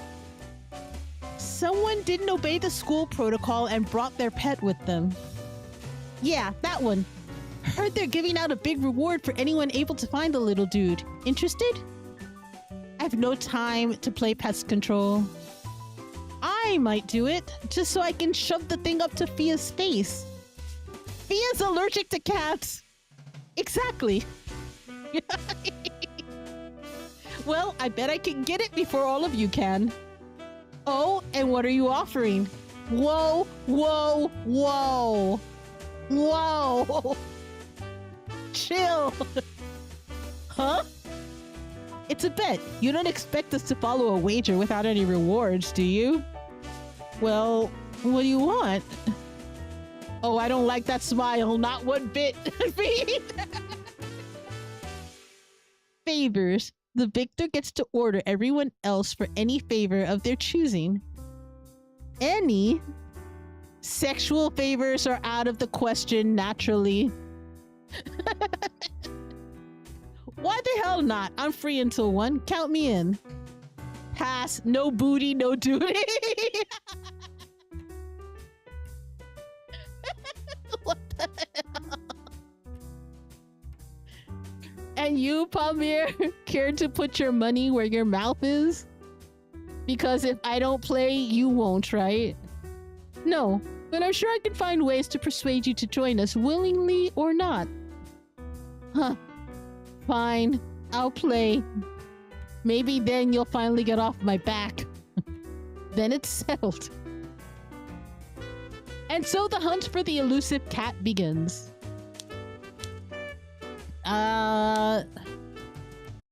Library. Who are you? I think I saw a cat chasing Thea just now. She didn't look too happy about it. Oh, the cat's here. Wait, who are you? I can't believe Mr. Herscher asked us to read 120 pages of this stuff. Okay, you're just a complaining student. There's the cat! Wait, who are you? Core, I hate these uniforms. Didn't people say Core fought 100 witches in just a nightgown? Why can't we wear that instead? Give me the cat. Achoo! Achoo! Oh, get away from me! Stay back, you fluffy white thing! Thea! You tried to seize the cat into your arms, but it ran away. Achoo! Achoo! Who brought a fucking cat here? What part of no pets don't they understand? Here. You handed Thea a napkin from your pocket. You used to have one on you at all times when Thea was alive. You guessed this palmier was the same. Thanks. A first year didn't get the memo. I'm trying to catch it before the teachers find out. Damn it, Oreo! You? Why? I bet the boys. It's stupid. Is Quill in the bet too? Yes. Then I'll help. What? Why? So he'd lose, duh. Miss Edna just taught us some homely remedies and potions. Among them is cat food. I still have some leftover ingredients, but I need fish to make it. If I get you some fish, would you make it for me? Yeah, wait, never mind. I have a class soon, so I can't. But here, you should be able to make it on your own with these. Thea handed you a jar of what looked like an eel and some ham? Plus, you already know the recipe. I'm sure Miss Edna wouldn't mind you using the cauldrons in her class for a bit. Right, where's her class again? Where else? The West Wing, 2nd floor. Achoo! Achoo!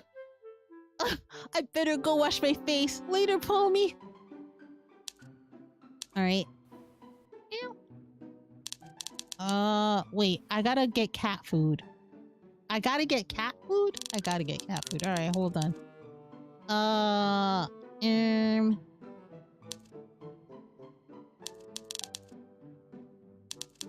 Let me go to the shops first. I gotta go get a fish. I gotta go get a fish. Missing cat. Missing cat. Wait. Huh?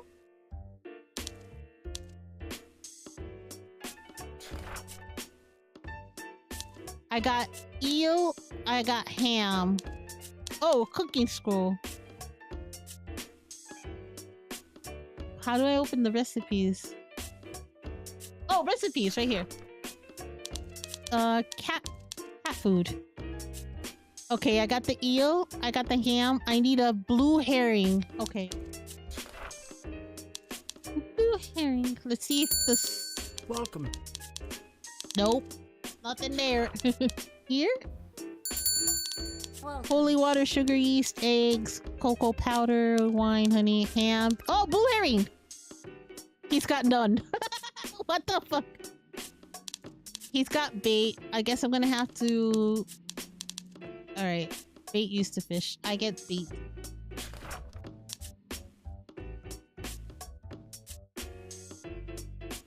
What was that, Magus?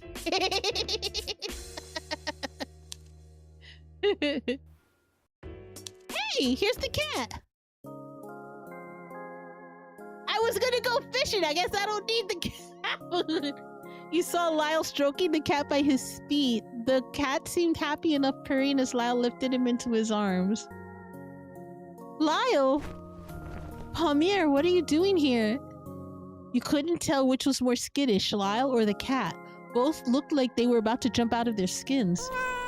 Unfortunately for you, the cat turned out to be the more skittish one, scrambling to God knows where. Wait, don't!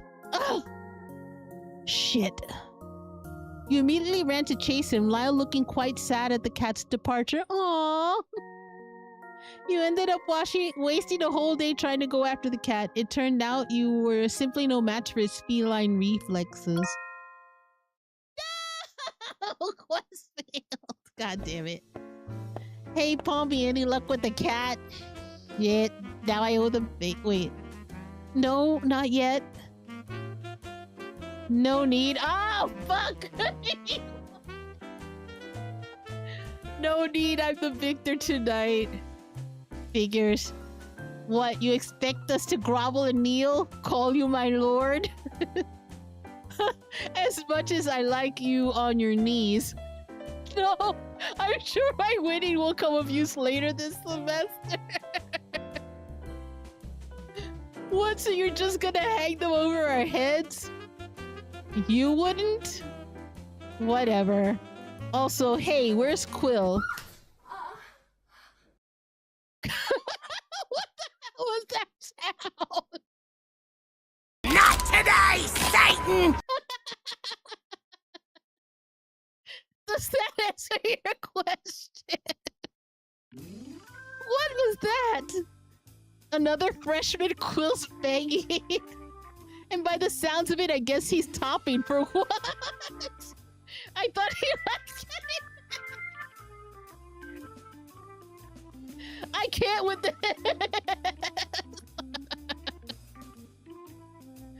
Boy, I really didn't need to know all of that. Neither do we, but Quill isn't exactly private about these things. To be honest, I've been planning to mix his drink with a potent dose of boner because I could use the 6 months of quiet time. So do it. Oh, is that a favor, Pommy? You know I will use that against you, right? As long as it shuts him up, sure. Then consider it done. Ooh, I'm gonna like this. Well, I guess I'll drown out the voices in my room for now. Good night. Bye, Pommy. Good night. Lyle, you here? Good, he's not in. You opened the drawer and fiddled with the rose Ivar gave you. It's still bleeding. What if if what Mr. Dietrich said about these flowers is true, then they can still feel pain even in this form. Do I really want to find out the truth that badly? Crush it. Here goes. Blood engulfed your hand. As soon as you crushed the flower, a new bud bloomed, with colors even more vibrant than the rose before. It's beautiful. Sadly, I think you disagree, huh? I'm sorry if I hurt you. I don't feel any different, though. Did Ivar lie? Ah! Uh-oh. As soon as you said those words, a sharp pain pierced through your head. You wobbled to your bed and let darkness consume you.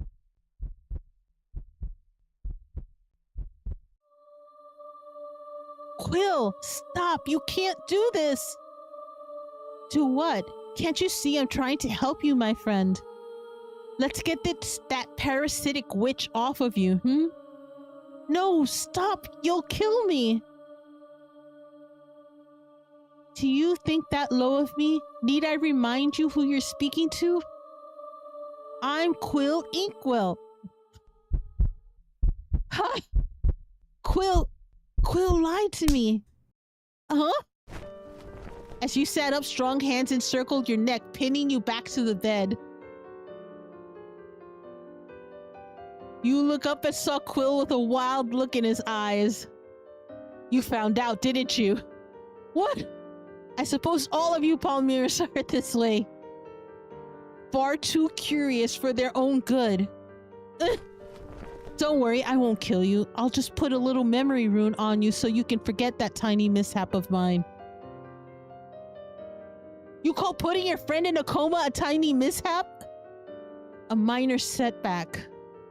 Oh yeah? Then what if your rune fails again and I end up with the same fate as your premiere? For once he looked distraught, not showing that usual cocky demeanor of his. Try to reason with him. Look, if you want me to play along, you have to start talking. Really talk, not those vague rants or awkward long speeches of yours. Headbutt him. It looks bad. I know it looks bad. But I swear, all I did was for Palmy's sake. Palmy's bond. No, sir, I don't like it. Palmy's bond, well, it's not right. I could see Palmy is not adapting to the bond. I thought Palmy was acting weird because of her breakup. At first, I thought she just felt bad for ending things badly, but the drinking, the smoking, those dark circles under her eyes. Palmier, she even started coughing up blood while vacationing in my estate.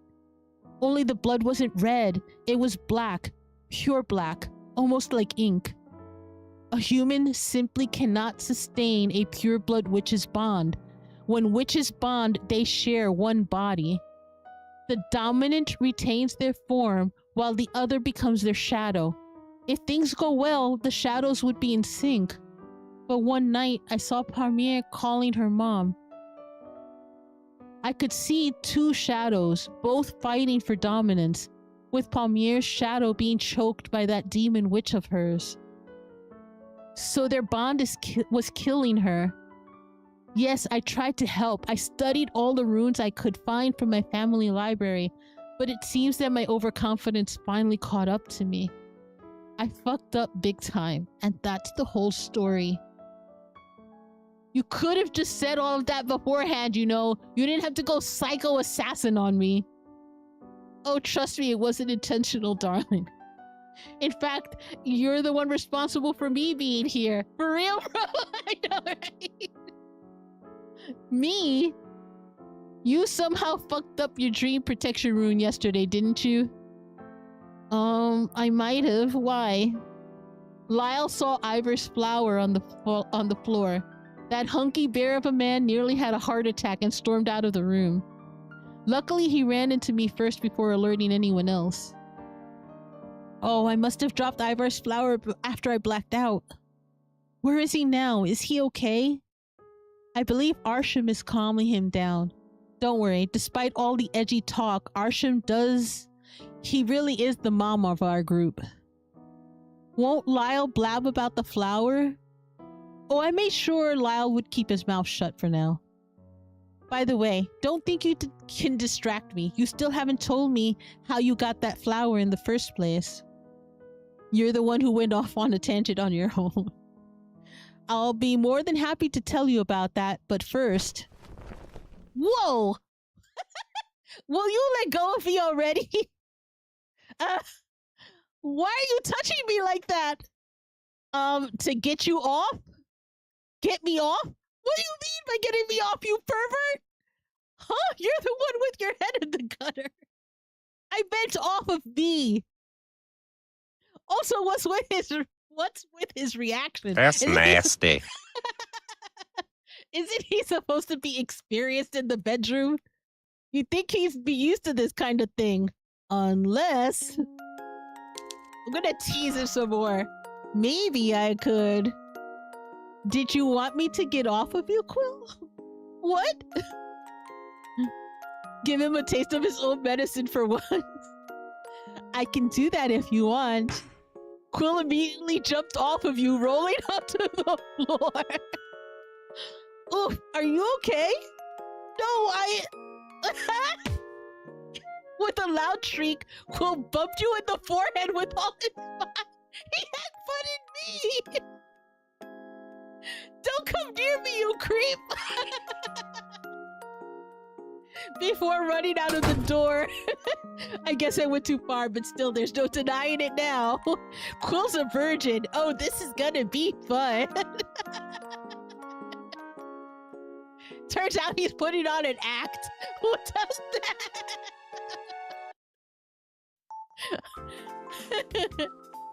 Pass me the salt, will you, Quill? Of course, Palmy, darling. Of course he's gonna be putting on a pretense. Despite his usual act, Quill eyed at you warily as he passed you the salt. As he did so, you deliberately grazed and stroked his hand. Touchy-feely today, aren't we, Palmy? Finally succumbing to my charms? And what if I did? Maybe I finally saw the real you last night, Quill. Quill looks to the side, looking annoyed. Not so nice being on the receiving end, is it? Meanwhile, Thane and Arsham stared at you with their mouths agape. Thane in confusion, Arsham in fury. So, you two seem to be getting along. Unbearably so. Oh, I'm just being nice to my hoe of a childhood friend. I can't with it. Not thirsty enough. How many people have you slept with again, buddy? Hundreds? Can you name some of them for me? Oh, well, I mean, there's just so many, and I can't even name one. Really, Quill? Not one? Romance is not my thing, Palmy. A quick fuck and I'm done, but honestly, shouldn't we change the subject? What is going on?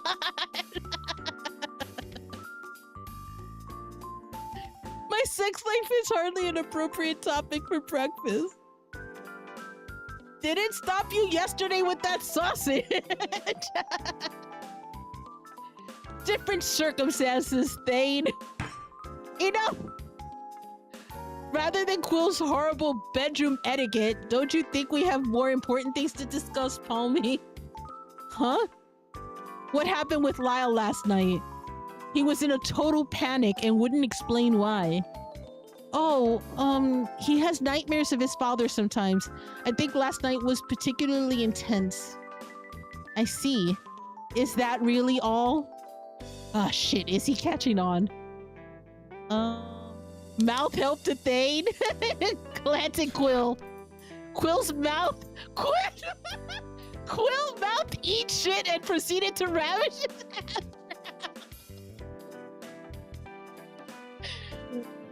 That's my best friend, ladies and gentlemen.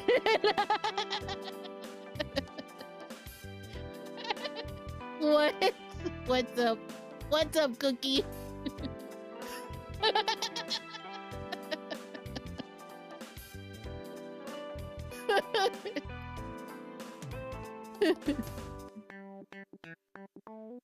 Yeah, I'll fix that later. I just, honestly, okay, I'll be honest. I literally only stream to YouTube so that I don't have to download my VODs from Twitch to YouTube because it's such a pain in the ass to do so. Sorry, anybody watching on YouTube, but that's literally why I want to keep my VODs on YouTube, and I usually fix them later.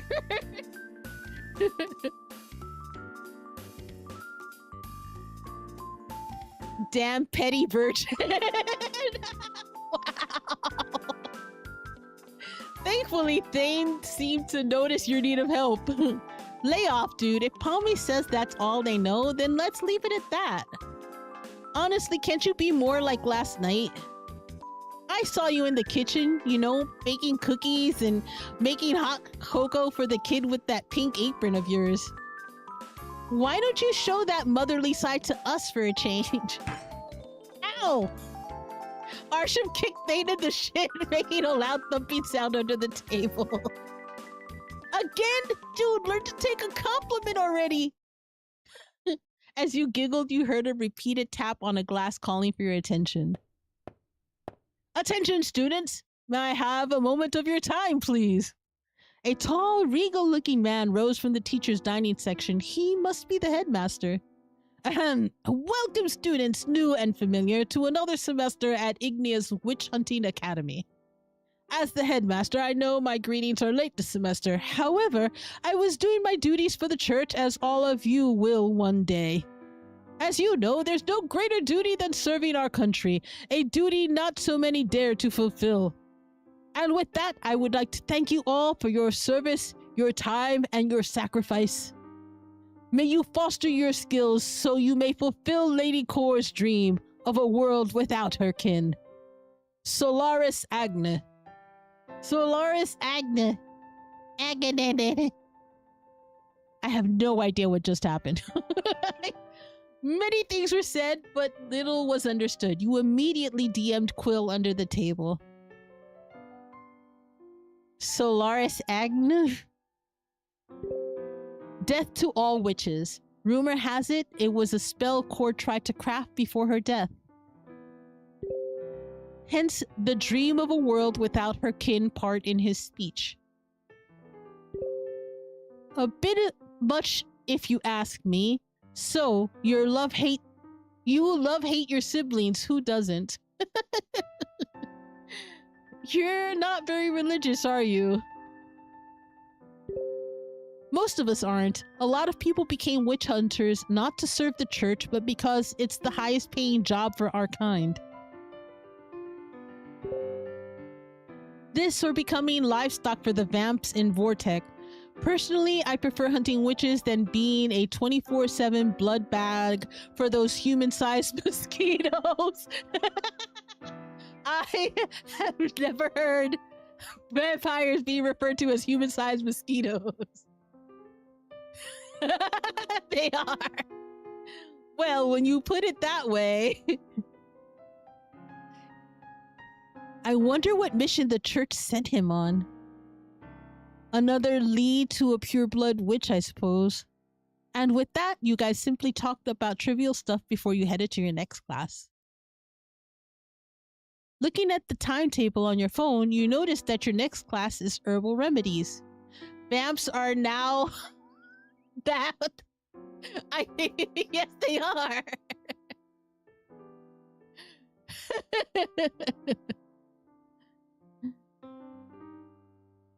Within seconds, Thane draped his arm over your shoulder and led you to class.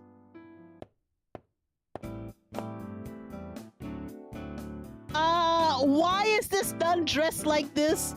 Why does she have robotic hands? Why does she have an eye patch? Nuns don't dress like this. She's got her dress hiked up the way off her thighs. What the fuck is that? First, we slice up the mushrooms, then add the magic powder. Just a pinch will do. Holy water, just one drop. And of course, grind up the marijuana. What?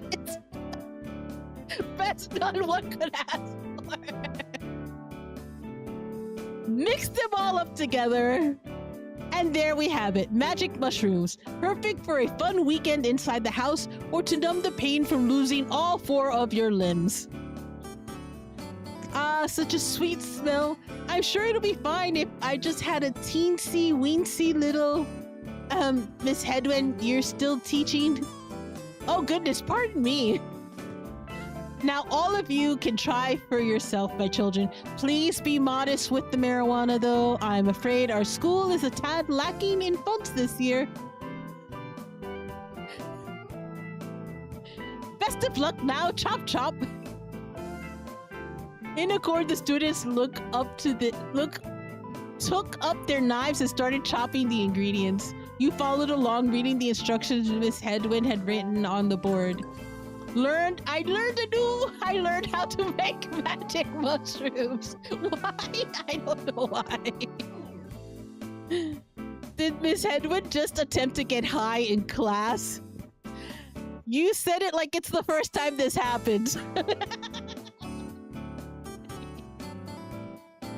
All teachers should get high in class. I swear that woman lost more than her limbs during the war. You like her? I can't blame her though. A warrior like that can't help but have some mental scars.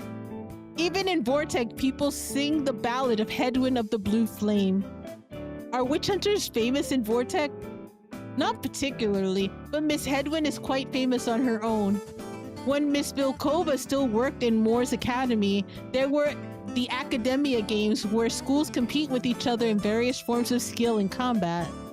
Miss Vilkova told me she mistook Miss Hedwin as a stray leech and tried to put her to eternal rest. Miss Hedwin, in return, nearly burnt Miss Vilkova to a crisp.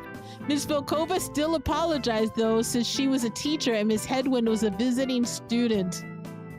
Leeches? Vampires who lost themselves driven mad by blood. Leeches?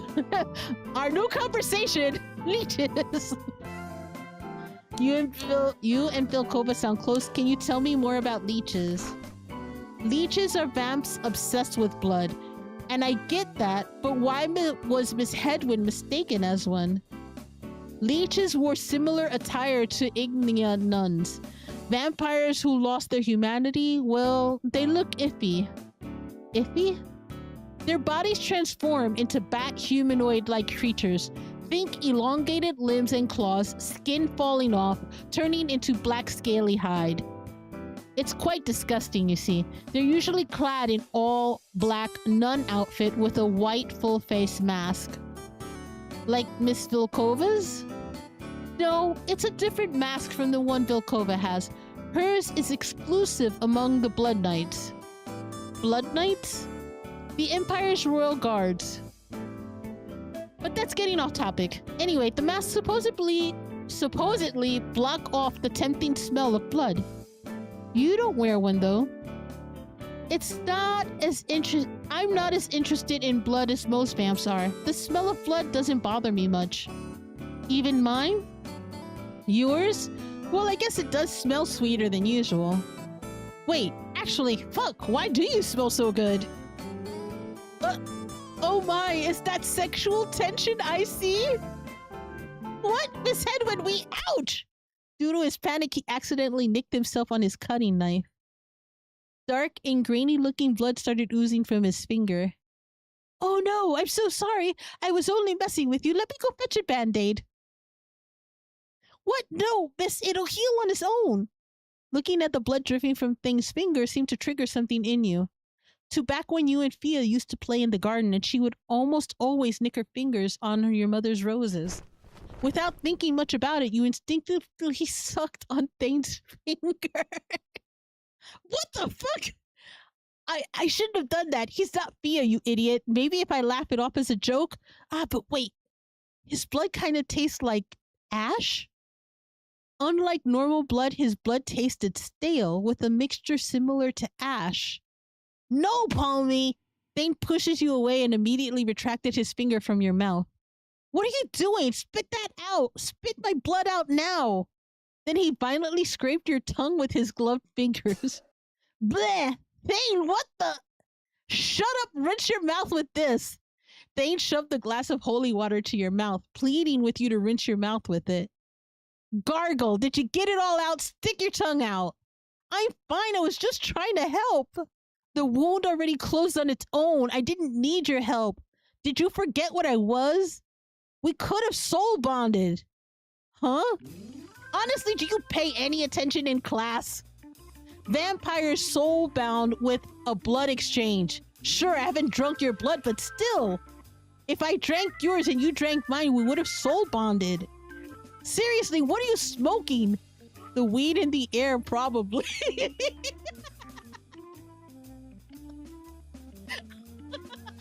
Oh my god. I'm sorry, I didn't mean to. I know, still, that was really reckless of you, Palmier. What if Arsham found out and killed me? Wait, that's what you were worried about? Well, about us bonding too, but I don't know. I'd rather be with you than anyone else in our quartet. Huh? I'd rather pick Quill, I'd rather pick Arsham, I choose I'm gonna say likewise. Wait, really? Well, thanks. That doesn't mean I would actually soulbound with you, though. I know. And with that, you continued making some magic mushrooms. You were able to make a portion for yourself. With the class done, Thane ran to his next class. Your next class would start at 3, so maybe now would be a good time to find Quill or Lyle. I really should talk with those two, Lyle especially. Compared to everyone else I've met so far, Lyle seems the most sane of the bunch, although perhaps a bit too pure and soft for this world. Hope I can find him without heading back to the dorms. Okay, I'm gonna have to find him without going to the dorms. Oh, I found him! Just as you headed out of the building, you saw Lyle with a familiar flower in his hands.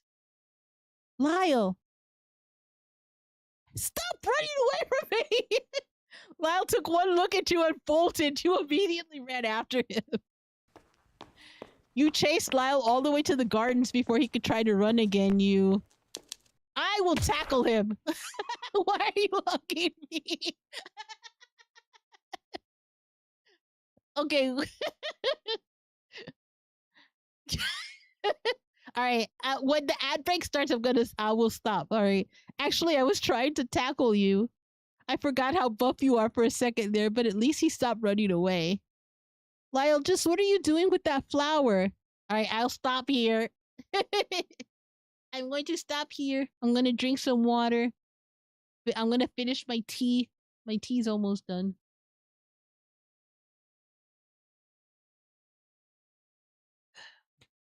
Whoever wrote this is more unhinged than I am. And remember, hydrate or die.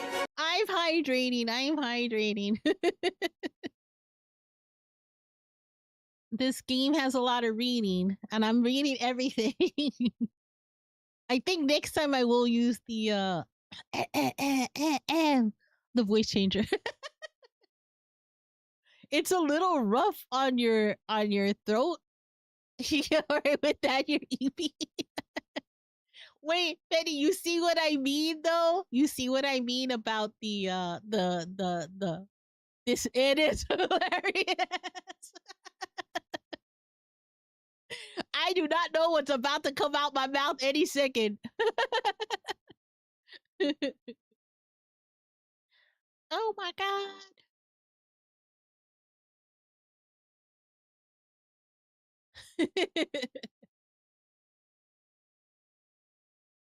Yeah, thankfully I was able to change the time on the ads 2 minutes.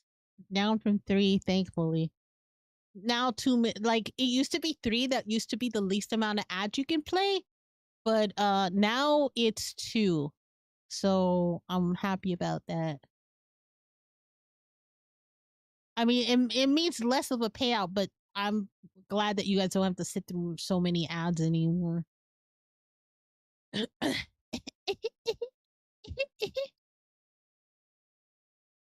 But yeah, I gotta now figure out what I'm gonna have to set up my Steam Deck to, I mean, not Steam Deck, my Stream Deck with different voices for this game.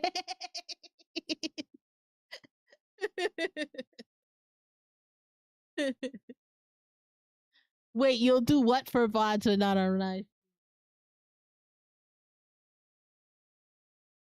Oh, I mean, I can't even do that on YouTube at all. Yeah, I mean, if anybody wanted to watch like the stream with no ads, you could watch the live stream on YouTube.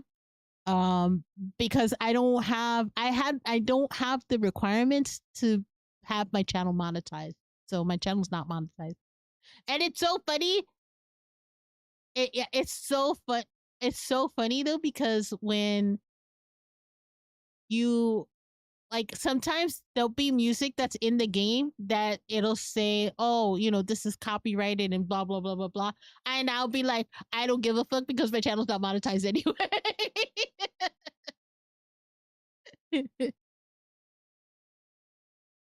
All right, it looks like everybody's back now. YouTube lets you control it more. You can disable ads specifically for live streams. Okay, well, that's good to know. Yeah, that's good to know. I mean, I'm not in a spot right now where that's a concern. Like I said, my channel's not monetized there. All right, have a good night, Penny. Have a good night. Maybe the next time this game is on sale, I'll buy it for you so you can Try it. Because depending on what you do, you get different outcomes each time. So I sort of like that about this. Like when I tried it out to see how spicy some of the scenes are, I actually won the bet because I found the cat was able to give it to the person who it was supposed to go back to. So the fact that I didn't catch the cat this time and now I owe Arsham a favor, I'm like, oh no. Is it just the men or can I go after the nun instead? I don't know if you can romance the teachers yet. I only started this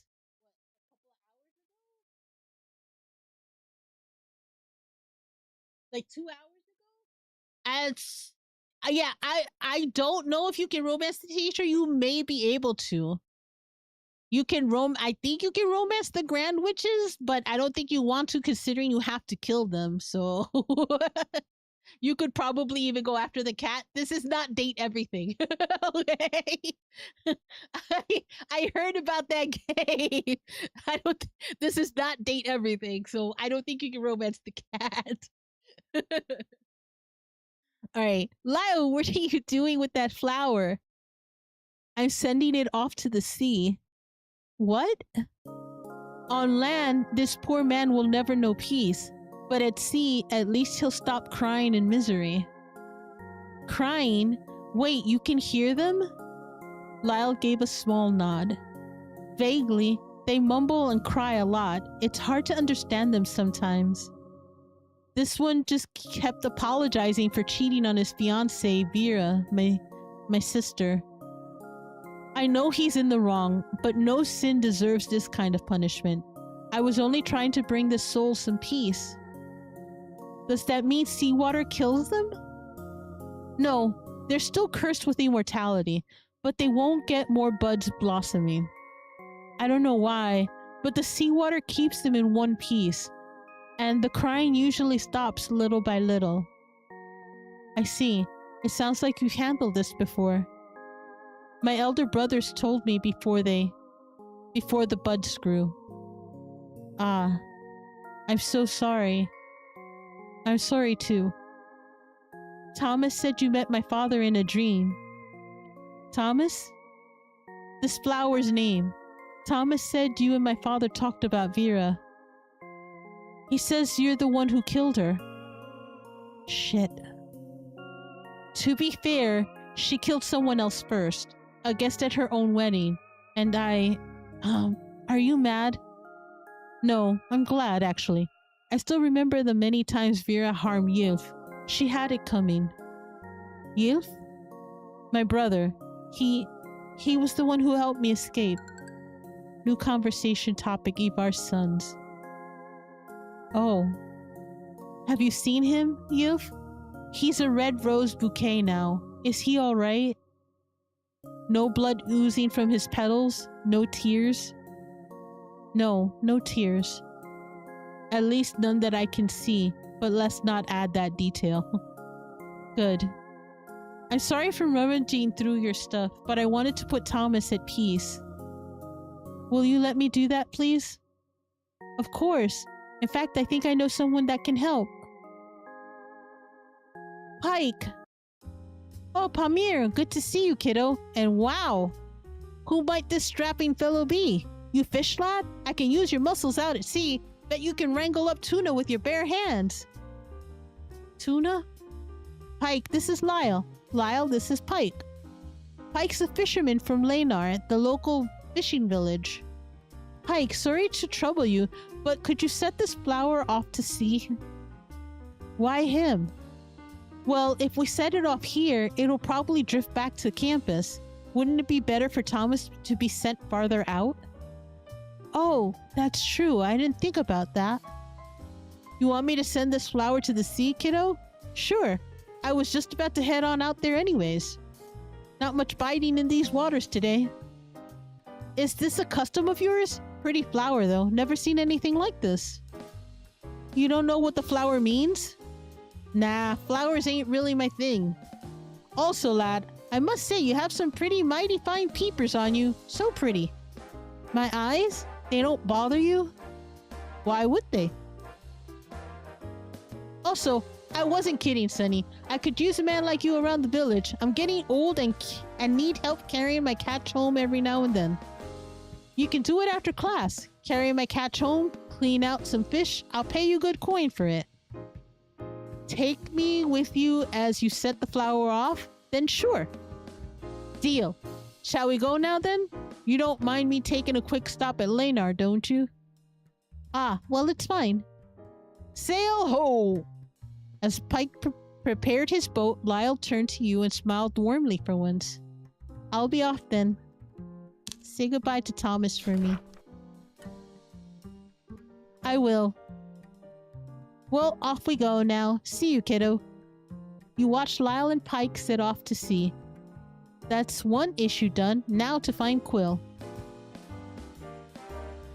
That is fucking heartbreaking. Screw date everything? Listen, there are no pets in date everything. So you can't date your cat or dog?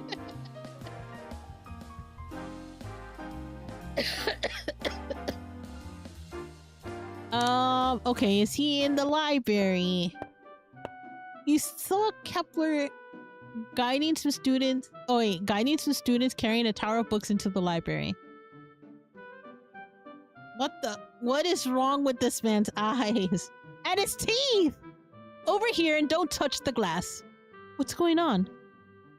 Lady Yutka of Castry has just donated books for her library. She said there's a shockingly lacking amount of books on witches for a witch hunting academy. What the... What was that? She was also kind enough to replace the map a student defaced. Once I get my hands on that student, took one look at date everything and immediately thought, get the flavor, any flavor.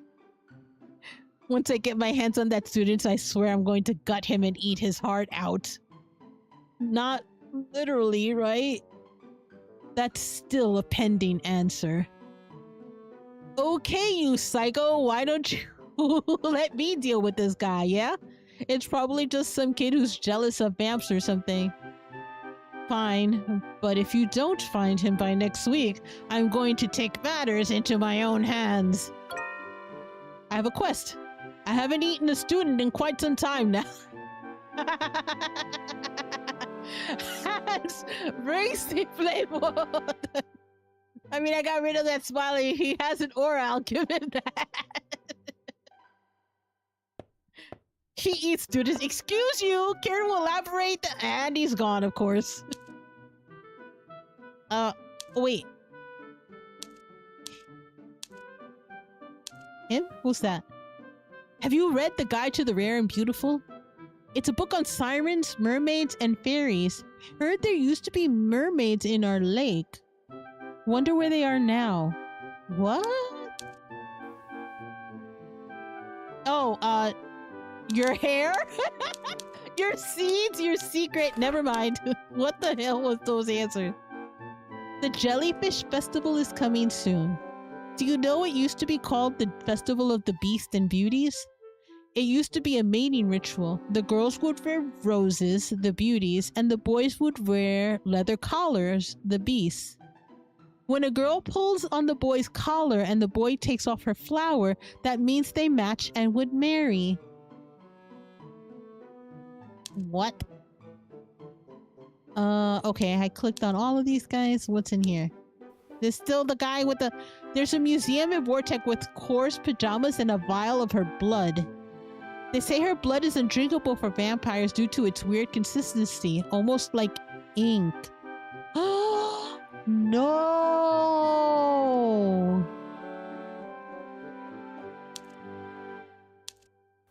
I remember what Quill said about when he saw his friend bleed and it was... her blood was almost like ink. Shit. Okay, so he's not in the library. Garden? Oh, those fucking assholes! Whoa, calm down, Melody. Calm down! Calm down! They're dating each other, Shura! I mean, girl, you were doing the same. Seriously, what are you angry for? I I wanted them to fight over me, not end up falling in love with each other. How can Ymir Sirgan do this to me? Really, bitch? You just got played at your own game. Save some face and admit defeat already. What? No way. You know what I'm gonna do? I'm gonna go make some boner be gone and pour it in their drinks.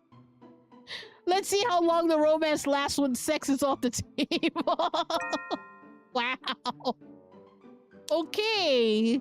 Don't get Melody mad. No, he's not here either. I have too many fish. You don't even know what to do with them. Just give them to the cats.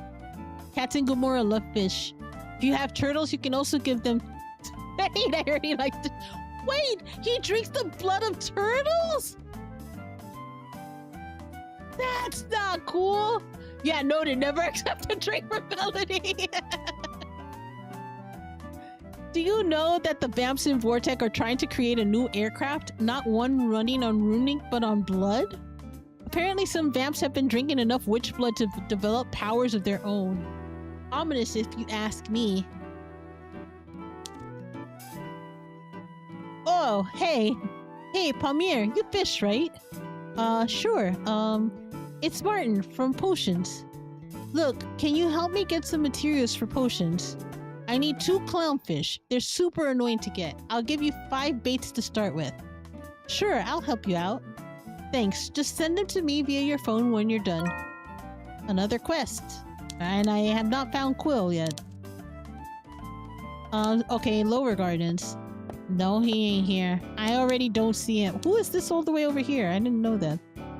I heard a first year has Ivar's eyes. It's super creepy. Wow. Hey, that's my friend you're talking about, bitch. Okay. I can't go to the dorms without finding him. He's not in the classroom, maybe? Is he in the classroom? Principal's office. The principal was in. You had no business here. Okay. Here? Need something fake, Palmier? Oh, just looking around. My classroom isn't a place for you to snoop in and out as you please. Buy something or get out. Wow. This is all more money than I got. I have 12 gold.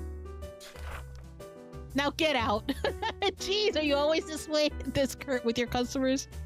Only the cheap ones. Time is money. If you want me to be pleasant, then you should buy more from my shop. I can be loving to a loyal customer. Whoa, whoa, whoa. Whoa, you're a teacher. Step back. All this guy cares about is money, huh? Upstairs then? Is he here? Are you sure, Hedwin? There's no mistaking it. The baker child is not what she seems. Uh-oh, the jig is up. What? You heard some teachers talking about you behind the door. Worried they're catching on. You... listen on. What do you think, Dietrich? I think Palmier is acting like her usual self. Aren't you the one that needs to be checked, Hedwin? I know what I saw. Let's just see how it goes. Are the teachers catching on? Dietrich seems to be covering for me. I should be careful around Miss Hedwin, though. Alright, here? Huh, that's weird. Dietrich, of course he's not here. I just saw him. Here? Runic Graphology. Healing Remedies. Schedule varies. I'll go in. Wait. No, he's not here. Thane is here. What are these guys talking about? So, who are you going to take to the Jellyfish Festival? Well, I was hoping you would come with me. Well, that depends. What will you be wearing? Of course, a girl's gonna ask, what are you wearing? Huh? If you expect me to wear a dress and a flower crown, then no dice. I'm thinking of wearing the belts and white shirt this time. Oh, so you want to be the hunter and I'll be the flower? Well, I do have nice legs. Sure, I'll be the damsel for you. No! What are you doing? Then it's a date. By the way, Miss Hedwin's class is the best, right, dude? Can you smell that sacred weed in the air? Man, fucking magic. You okay? How many magic mushrooms have you eaten? Not enough, dude. Never enough. Hey, you want to know a secret? There's actually something stronger than mushrooms to get your rocks off. Ever tried the Call of Cthulhu? What? No. What? Oh man, it's the best. It's not just a drug. It shows you your future, man. I know I'm gonna die because of that. I've seen my death. Can you imagine? Let me guess, drug overdose. Whoa, man, are you psychic or something? Lucky guess. Well, just for that, I'm gonna tell you how to make it. All you need is some good old weed, a wolf bang, and a Cthulhu relic. None of those things seem easy to find. They aren't, but it'll be worth it, man. Wouldn't you like to know how to not fuck up shit? We're using the exactly. I learned a new recipe, Call of Cthulhu. If you manage to make some, don't forget to split some with me, dude. You're a real one. What did I miss it?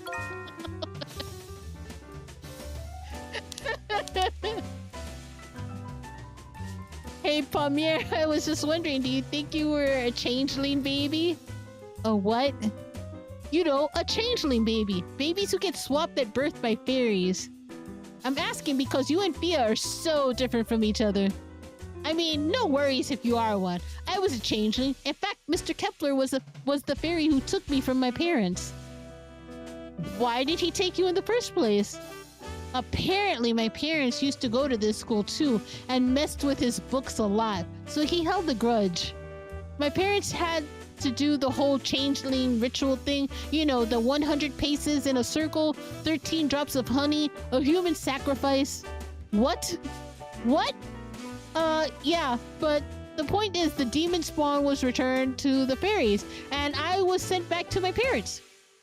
Don't you ever wonder that either you or Fia might be a demon spawn? No? Oh, okay then. Yeah, call me a demon, why don't you? Oh, hey, Palmier, need anything? No, I'm good. Okay then. Alright, in here maybe? Wait, what's in here? That's just the hallway. Yeah, go in. Maybe the other door? Oh, that's just the hallway.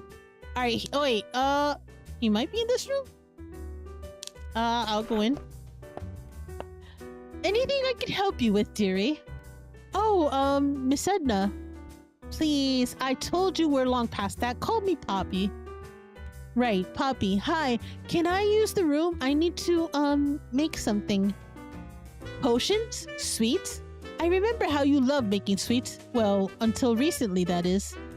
But yes, feel free to use the room, dear. Just remember to clean up and leave the room by 7. I have astronomy and divinations until midnight. Ah, yeah, right. Oh, and, Poppy? Yes? How do I make potions again? Oh, sweetie, I wish you stopped with the drugs. You were doing so well. I know your breakup with Arsham took a toll on you, but still. Wait, what? Wasn't I the one who broke up with him? Everything you need is in the shelves. Mortars, cauldrons, everything. She kinda cute. Oh, and I know it's not my place, but do take care of yourself. I hate to see you young folk waste your life away. Alright. Seems like I can craft stuff here. Okay, what can I... Honey pops? Magic mushrooms. Hot cocoa.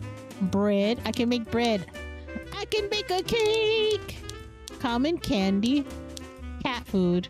Oh, I need the blue herring for the cat. I don't know. Do I still need to make the cat? Obviously, I didn't win. I failed. Alright, he's not in here either. Where the fuck is Quinn? Okay, he's not in the classroom, he's not in the library. Oh, potions class maybe? No, he ain't here. Bruh. I was just there. What did I do? Could he be in the church? Oh, he's here! After searching around, you saw Quill talking with a young-looking freshman. Are you sure about this, Quill? Oh, trust me, Gigi. Once word gets out that we've done the deed, your father is sure to get rid of that pesky engagement of yours. Don't worry, I'll be sure to praise your skills and still be a gentleman about it. It's what I do. Oh, okay. Still, I can't thank you enough, Quill. And are you sure we don't have to... What are you offering? How forward of you, my lady. Frankly speaking, though, I believe you should cherish your virginity for someone you love. Don't waste yourself on a player like me. Alright, thank you again, Quill. Ta-ta. The young girl left in a hurry. Virgin! Calmly call out to him. So that's how people still believe you're a whore. Palmy, what are you... Ugh, come with me. Quill dragged you outside to the balcony. Thankfully, it was less crowded than usual. Why are you here? Well, you see, a very posh and spoiled twink summoned me out of nowhere and... Oh, real mature, Palmy. You have to let me get even somehow. Only fair with the amount of bullshit you put me through. That aside, mind telling me why you're trying to convince the whole school that you're a giant hoe? You wouldn't understand. It's far too complicated for an outsider like you to comprehend. And yet this outsider discovered your secret. Just try me, Quill. Ah. Every house needs an heir, and each heir is expected to fulfill their duty of continuing the family line. Marriage, children, you know the deal. And every house wants their heir to partner with the cream of the crop. But I don't want that. I want to be wined and dined, courted. Preferably with a rugged man or woman who's not afraid to cry but a beast in the sheets.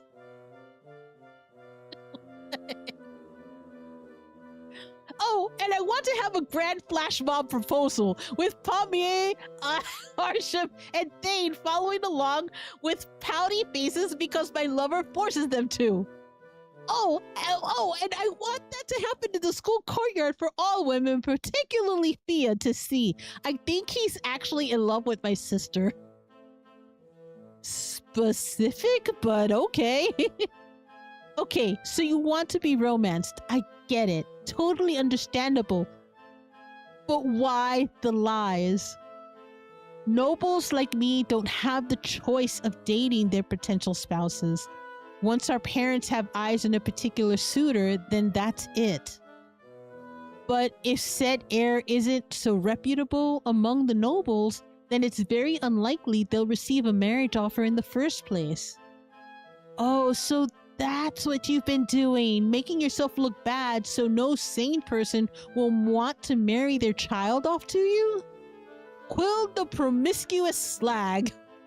When I walk into a room, that's all I want to hear. All suitors quaking in fear and disgust. A bit dramatic, ain't it? There must be a better way, like saying no. That may work in your world, but not here. Especially not for my father. His word is law. I tried saying no. Once I even tried playing dumb and lowered my grade so people would think I was an incompetent heir. But all that did was stop me from getting into the schools I wanted. And I'm not going to make myself ugly just to repel suitors. I'm desperate, not crazy. Debatable? Well then, no was a no-go. Dumb ruins your job prospects, and so you just went with ho. Exactly! Why not give up your status? That's still not a good idea. Why not give up your status? Don't tell me it's because of the money. I'm not Dietrich, thank you very much.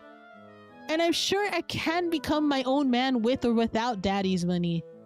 Problem is, my father won't let any of my cousins become the heir, despite me having no interest in the role in the first place. I'm not cut out to be a raven. I love studying runes and learning magic, but killing witches? Yet here you are in a witch hunting school. Only because my father made me attend. The only reason I haven't gone insane yet is because I enjoy studying runes. As far as killing goes, however, well, Palmier does the hard part. I have no talent in hand-to-hand combat. My father disagrees, though. To him, I have all the traits of a perfect inkwell, so he really wants me to lead the ravens. Perfect inkwell? My talent for runes, my ink-stained white hair, and my green eyes. Those are the ideal traits of the inkwell bloodline. However, a set of good genes is hardly a good reason to choose an heir. Talent-wise, my cousin Penna is a far more suitable candidate. I'm only good at runes because I spend so much time studying in my room when everyone thinks I'm fucking around. Penna, on the other hand, is like that 12-year-old with 22 years of work experience or something. That one cousin who you always get compared to at family gatherings? Always. If it weren't for my father's meddling and Penna's coloring, I think my grandpa would have declared him heir by now. Coloring? His ink black hair and heterochromatic eyes. It's a recurring defect in my family. I'm not sure why, though. Interesting. I see. You know, I did hear some kids talking about your family. Didn't know it was that complex. You have no idea. Learned a new conversation topic, inkwell genetics. Anyway, your secret is safe with me. Sorry if I scared you though. I'm not making fun of you or anything. Quite the opposite. I found this side of you cute. Like adorable, really. You had a really cute panic face last night. It made me want to bully you a little. That's, damn it! I can see why Palmier is popular now. Why do you have to have her exact face? Well, since you know my secret, I do have one more favor to ask you. Another one? Oh, don't look so horrified. This one's easy, I swear. So... that favor turned out to be washing up and changing Palmier's body out of those dirty clothes. You wished Quill was here to help, but he had class. I guess he didn't want to change her for her sake, out of respect. Layer by layer, you stripped your doppelganger bare. It felt surreal, like looking at a reflection of yourself back in the early days of Fia's death. Washing her face, you noticed that Palmier was wearing makeup to hide her haggard features. This Palmier must have really let everything go. Dark eye bags, hollow cheeks. I can even feel her ribs poking out. I wonder what pushed you this far, Palmier. I know I was bad when Fia died. Fucking drinking and partying the days away. Still, my friends and family never let it get this bad. Did no one come and help you? As you took pity on your doppelganger's body, you noticed something sticking out from her bra. A letter? You opened the mysterious letter and saw the words "for your eyes only." In an instant, the letter contents changed to a full-page handwritten letter addressed to none other than yours truly. The letter read, "My one and only human friend, how are you? I sent your father an invite. I hope you don't mind. It was the only way I could think of to get your attention again. Don't worry, I didn't enchant it like my other letters. And I know your spineless father won't dare come to my seedy establishment without his wife's permission. Still, I'm hoping you'll come. I yearn for you, your darkness, your vile greed. All my love, Mesa." As you finished reading, a strong scent of jasmine lingered in the air. Without missing a beat, you pulled out your phone and started messaging your dad. Dad, did you get a letter from a woman named Mesa? Oh, hello, Palmier. What a pleasant surprise. And yes, I did. Didn't I mention that to you before? No? Oh, well, it's an invite with the name Maze's House of Desires written on it, addressed to the Baker family. Not that I'll humor such an invite, of course. I heard it's something akin to a brothel with a bar as a front. A place where the rich and refined are able to unleash their deepest, darkest desires. Kind of looks like a half-buff version of the Joker. Needless to say, I have no wish to visit such a place. I wouldn't want to make your mother worry. But I mean, you're young and single, so would you be interested in scoping the place out? I know you claim to be allergic to the rich, but rubbing elbows with the finest couldn't hurt. Even if the place for such gatherings is quite, dodgy to say the least. I'll check it out. Can you send the letter to me? Of course. Thanks. A letter was sent to your inventory. It has a strong scent of jasmine on it. Inside, you saw a golden ticket with the bar's name on it and a note with instructions. Burn this letter for entry. Let the flames carry you to my domain. Oh, Persona Joker, not Batman. Pretty sure the second would just be a JoJo character. Mesa was the name Ivar mentioned, and it seems that Palmier knew her so much so that this witch calls her a friend. Just what is going on? I better ask Quill about this. I see. So Palmier knew Mesa, or it seemed like it. Did you know about this? Of course not. But Palmier had a talent for making weird friends. Myself included. Still, we now have a way into the Witch of Greed's lair. Yeah, what's the plan? Well, first off, I need to get Arsham and Thane involved. So you're coming clean about me? What? Heavens no! However, I can forge a bounty and ask Arsham and Thane to get involved. I'll have to spare some gold and blood to make it believable, but no harm done. Why not ask your family? From what I understand, your family are all witch hunters, right? Why not get them involved? I'd rather not. My family and I, it's complicated. Not to mention, I don't even know what we're dealing with here. I've never been in her domain. Just leave it to me, darling. We'll go to her domain together, all four of us. You know what's interesting? Mesa's House of Desires is actually quite famous amongst the nobles. The seedier ones, at least. Most believe it to be a strip club with very vague details on what they actually do or where it's located. No one ever seems to properly recall the place. I always thought it was just them being drunk, but I suppose there must be an enchantment that makes people forget. A witch right under the nobles' noses, or working for them. You don't seem too bothered by this. Well, I had my suspicions. Not on the Witch of Greed per se, but on the nobles using less than ethical means to get ahead of one another. Hard not to suspect foul play with how often accidental deaths occur among the so-called elite. But to think they'd involve a witch, would they really stoop so low? But I guess that's what we'll be figuring out. Time to prepare myself. If things go according to plan, we should be heading out on Sunday. I'll be sure to keep you updated, darling. Good night. Oh, and don't smudge your rune this time. Wait, don't you want to hang out? Excuse you? I feel like you're more tolerable now that I know you're a timid virgin.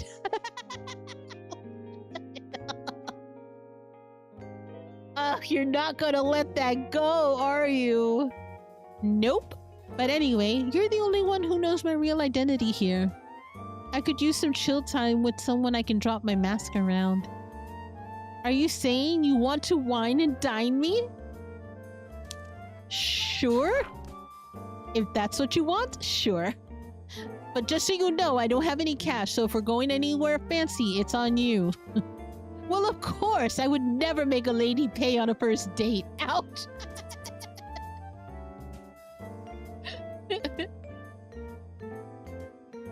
Give me a second to get changed. It's a school night, so we can't go to Gamora, but I know somewhere we could go. Wow.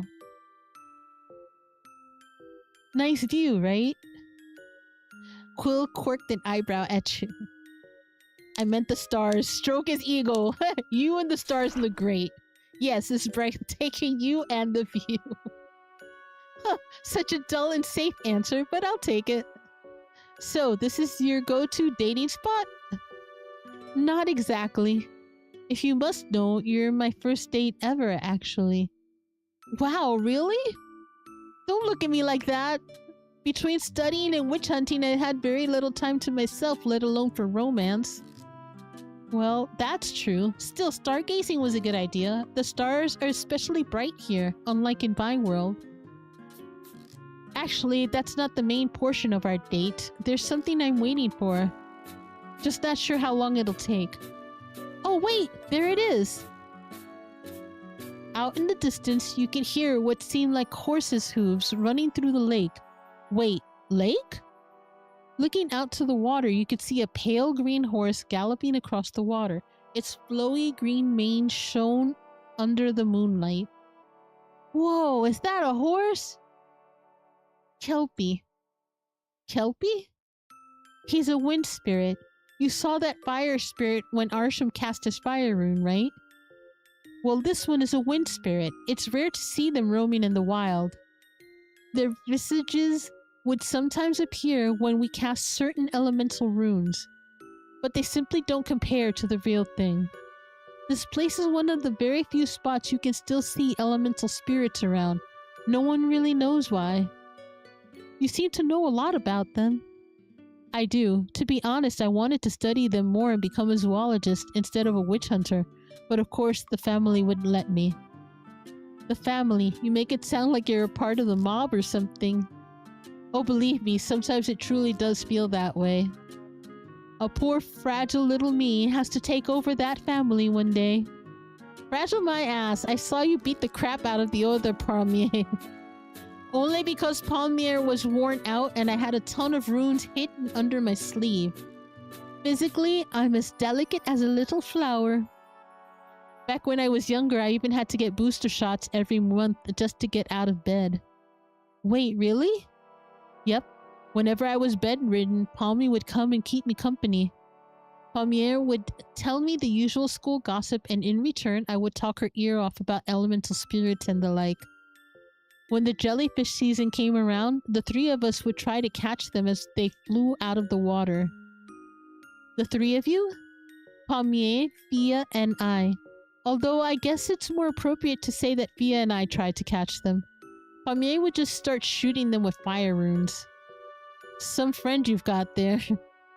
Palmier has her issues, but I assure you, you will never find a more loyal friend. Once she cares about you, she'll protect you with her life. I just hope I'm not too late to... You can see Quill clamming up, looking down at his feet with tears welling up in his eyes. Dude looks as frail as... Not I mean... I call PS. That's talk and reassure him. I was not distract. I'm gonna hug him. He needs a hug. Who told you you can hug me? Oh, Lord Quill, may I please? Oh, Lord Quill, may I please hug you so that you won't burst into tears and break my heart? I won't cry. Besides, who hugs someone they once thought was trying to murder them? Well, my Fia always said I forgave people too easily. Besides, you look like you needed it. Hey, it's okay. She'll wake up. I know she will. After all, you're the great Quill Inkwell, aren't you? Of course, miracles are what I do. Quill seemed to appreciate you comforting him, smiling as he walked you back to your room. Your room. Rest for tonight. Yes. Rest. When you walked in, Lyle was already fast asleep. You tried to make as little noise as possible before crashing into bed. Not again. What? Oh shit, I forgot to put the rune on my hand to protect me. God damn it. What? Where am I? I thought forgetting my rune meant visiting Ivar, but this is a different witch's dream. Whoa. What the? You looked around and saw a woman sitting on the edge of the water, seemingly clueless about your presence. Did you come bearing gifts, Pip? At first you thought she was referring to you, but you soon noticed a white silhouette slithering past you and encircling itself around the woman's figure. Now on her shoulder, you finally noticed that the slithering silhouette was a snake. Hey, snake, your compatriot! Only lacking its skin and, well, everything else. It's a ghost snake. A familiar red rose was lodged into its mouth before it coughed it up into the woman's hand. Hey, that's Thomas! Let him go! Ah, another of dear Ivar's creation, crying out for mercy. I see my brother showed it well. You said this one was sent to me by the waters. Thomas, is it? So Ivar's reach has extended to the school at last.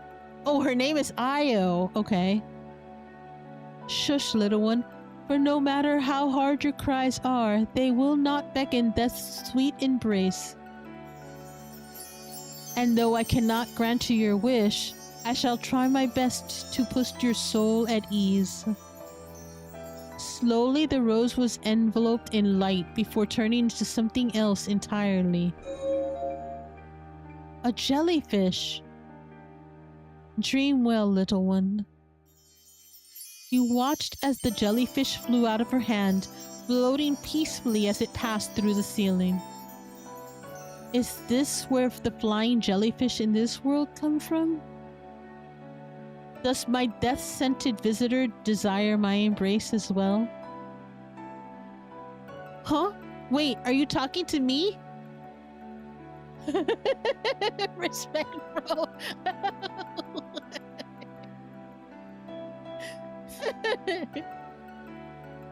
The woman paused for a second before smiling warmly at you.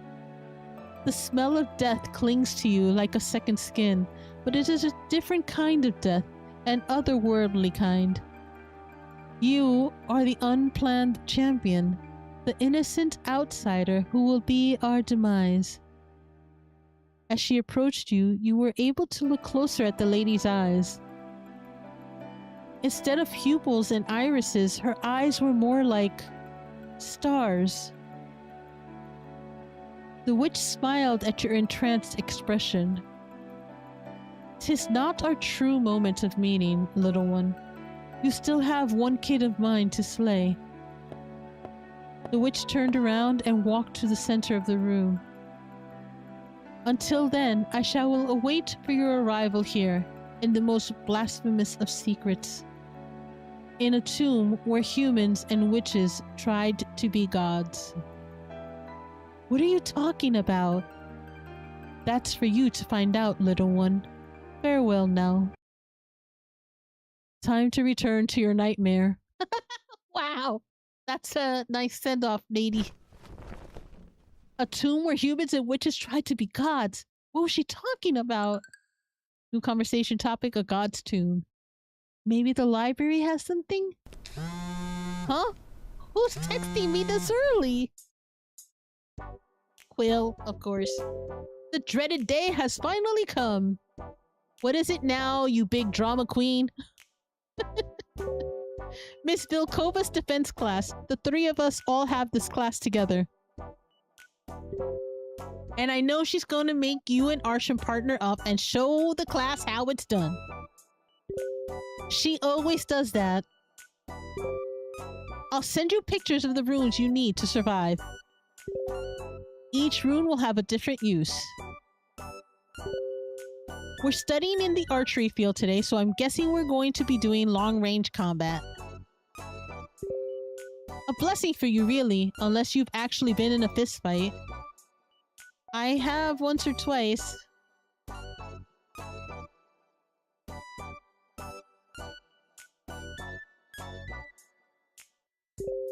Oh, pray tell. It was back in middle school. It's stupid.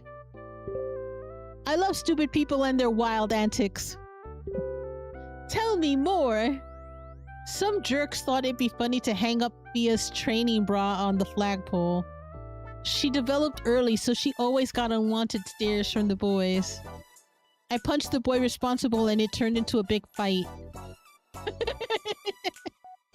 I almost got expelled, but it was so worth it.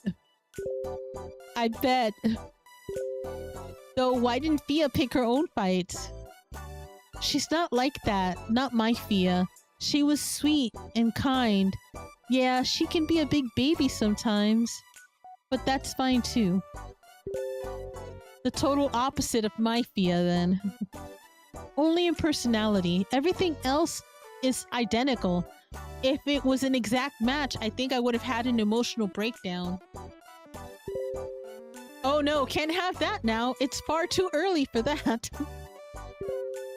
Anyway, have you drawn the runes? How can I? You haven't sent me any photos. Fair point. I'll shut up now. But don't worry, I'll grace you with my presence later in the archery field. Quill sent you a picture of various runes. You carefully drew these runes onto your knuckles, then blowing on them to make sure they dry properly this time. Once you were done, you noticed your next class wouldn't start until later after lunch. Wonder what I should do to pass the time. Okay, so there is a fishing part of this game, so I want to go to the fishing port. Hey, what? Lyle! Oh, Pambi, what brings you here? Fishing? Yeah, I have some fish to catch. A student needs my help getting 2 clownfish. Far too early for that. Were you planning to have... Yes! It's far too early for my emotional breakdown. Oh, you're helping a student out. That's kind of you. Don't look so surprised. Sorry, but most students here don't exactly lend a helping hand. Are you good at fishing? I'm alright, though catching a clownfish takes a bit more luck than skill. That's true. Do you want me to help? Huh? I mean, sure. What, are you a fish whisperer or something? Something like that. Wait, what? He is? Whoa, what? Why are you taking off your shirt? Why are you taking off your clothes? What is going on here? I don't like fishing with a rod. And with that, Lyle jumped headfirst into the water. His splash hit your pants, drenching your shoes. What the? Minutes passed and Lyle popped out of the water with 2 wriggling clownfish in his... He caught it and the fish! Here. He changed back into his shirt after dropping the clownfish into your hands. Did you just dive and catch them by hand? They were already of old age. They said they don't mind being taken above the land. What? He can speak the... Is he Aquaman? He's Aquaman! You speak fish? A little bit?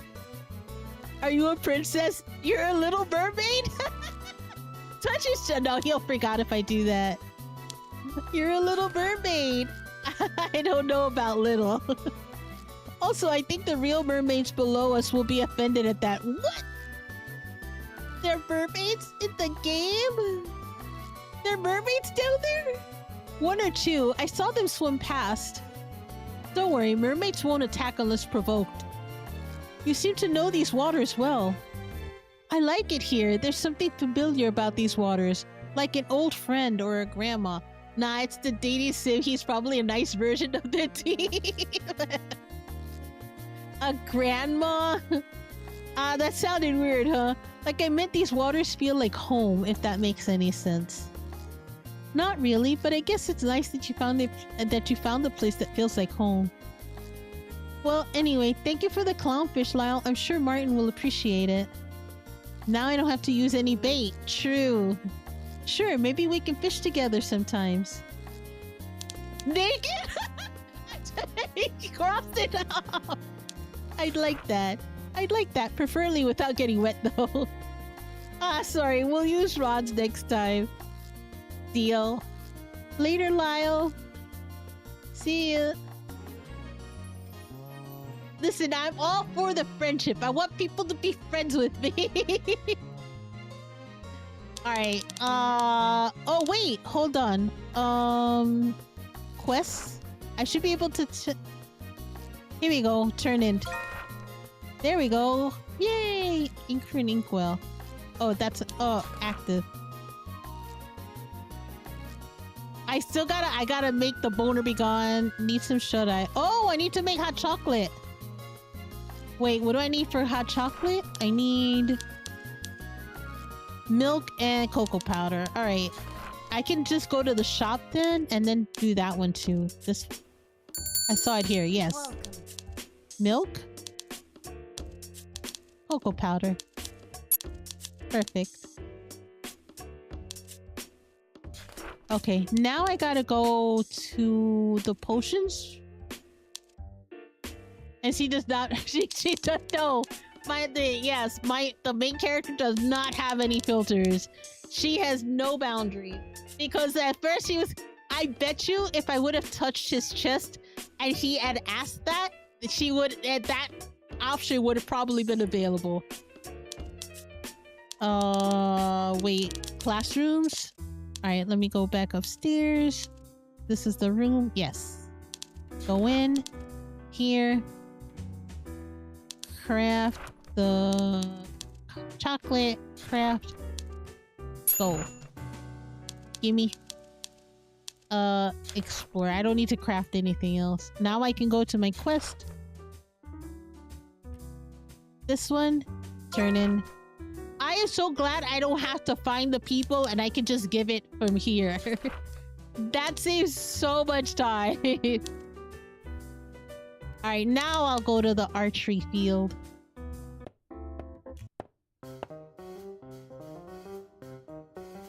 Settle down, children. Rowdiness will only earn you demerits. Now today we'll be focusing on ice and fire projectile rules. Each student will hold a distance of 10 meters apart as you cast your long-range spells. Strictly ice and fire rune spells, please. Can anyone tell me why? Both Arsham and Quill held up their hand. Inkwell. Water projectiles won't hold their form with a distance of over 7 meters. Meanwhile, wind and shadow runes are meant for long-range combat, so it would be too easy to use in this exercise. If I may add, Miss Vilkova. Go on. I believe water projectiles can hold their form, but only in the hands of a pure-blood witch. Correct! Both of you, 5 points each. An extra 5 for you, Nephis. You could hear Quill mumbling at that. Teacher's pet. Don't be petty, Quill. Ahem. Now one of you will be strictly using fire, and one of you will be using ice. The main goal of this exercise is to maintain your projectile's form as far as you can, while actually hitting your opponent, of course. Avoid all vital areas and the fight ends in 3 cuts, or if your opponent is immobilized. Now let us begin. Arsham, Nephis, and Palmier Baker, you two were my top scorers last semester. So you two are up first. Nephis, you're ice. Baker, you're fire. Don't dally now, chop chop!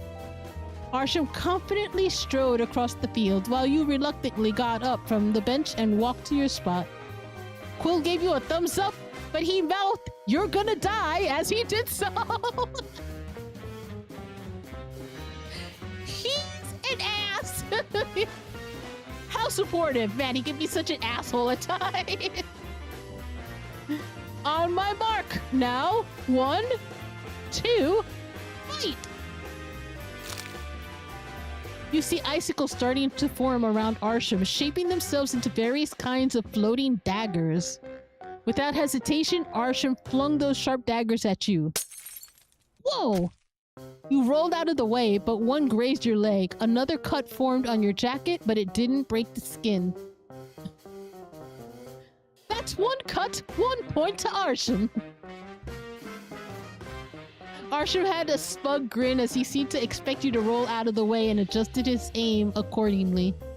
I don't know why, but that smile of his is really starting to piss me off. Before you could think, the grass below you glowed and ice shards burst out. Ow! You flinched back, but a shard got you on the wrist. At this point, I can't tell if he's sparring with me or actually trying to kill me. That's 2 cuts off your game today, Palmyra? Need a moment, Palmyra? Shall I stand here and let you take a free hit just so that you can catch up? Oh, that's it. Yeah, I'll take you up on that offer, actually.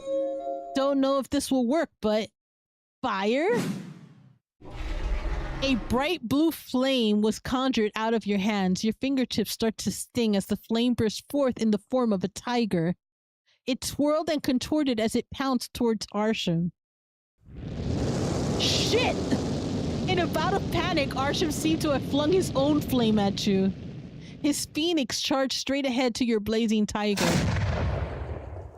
Both your flames collided. Your blue flames engulfed his. You can feel the heat radiating on your face.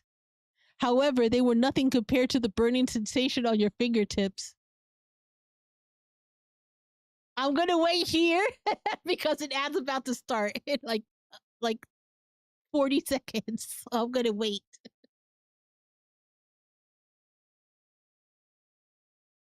It'll give me a chance to get some more water. I'm gonna drink some more water.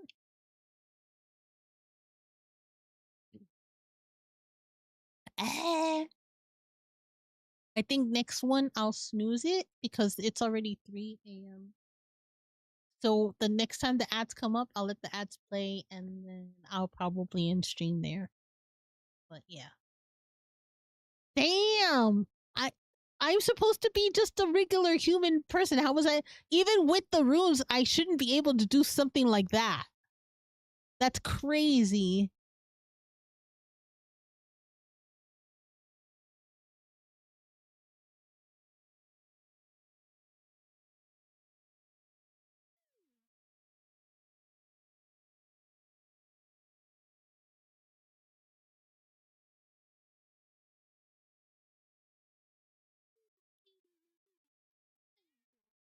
Oh.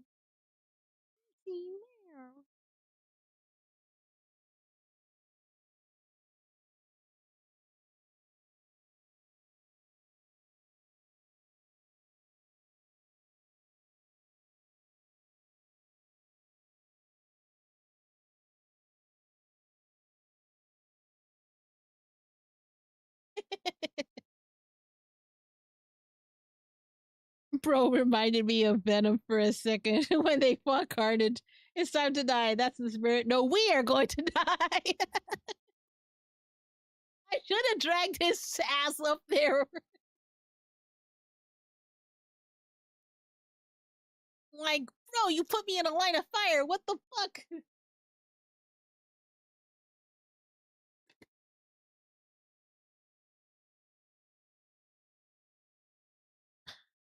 Quill gives off those vibes. Like, Venom type vibes. Quill, you're a homicidal maniac.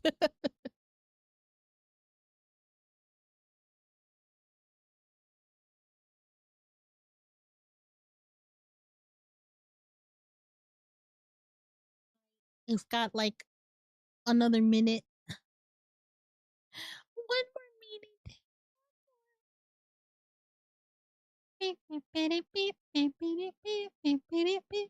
I might play this if female characters are an option, mainly for the blonde witch with the.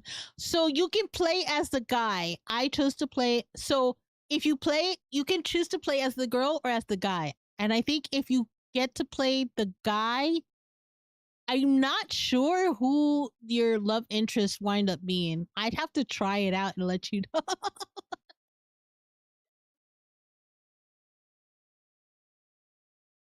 It might be the teachers though.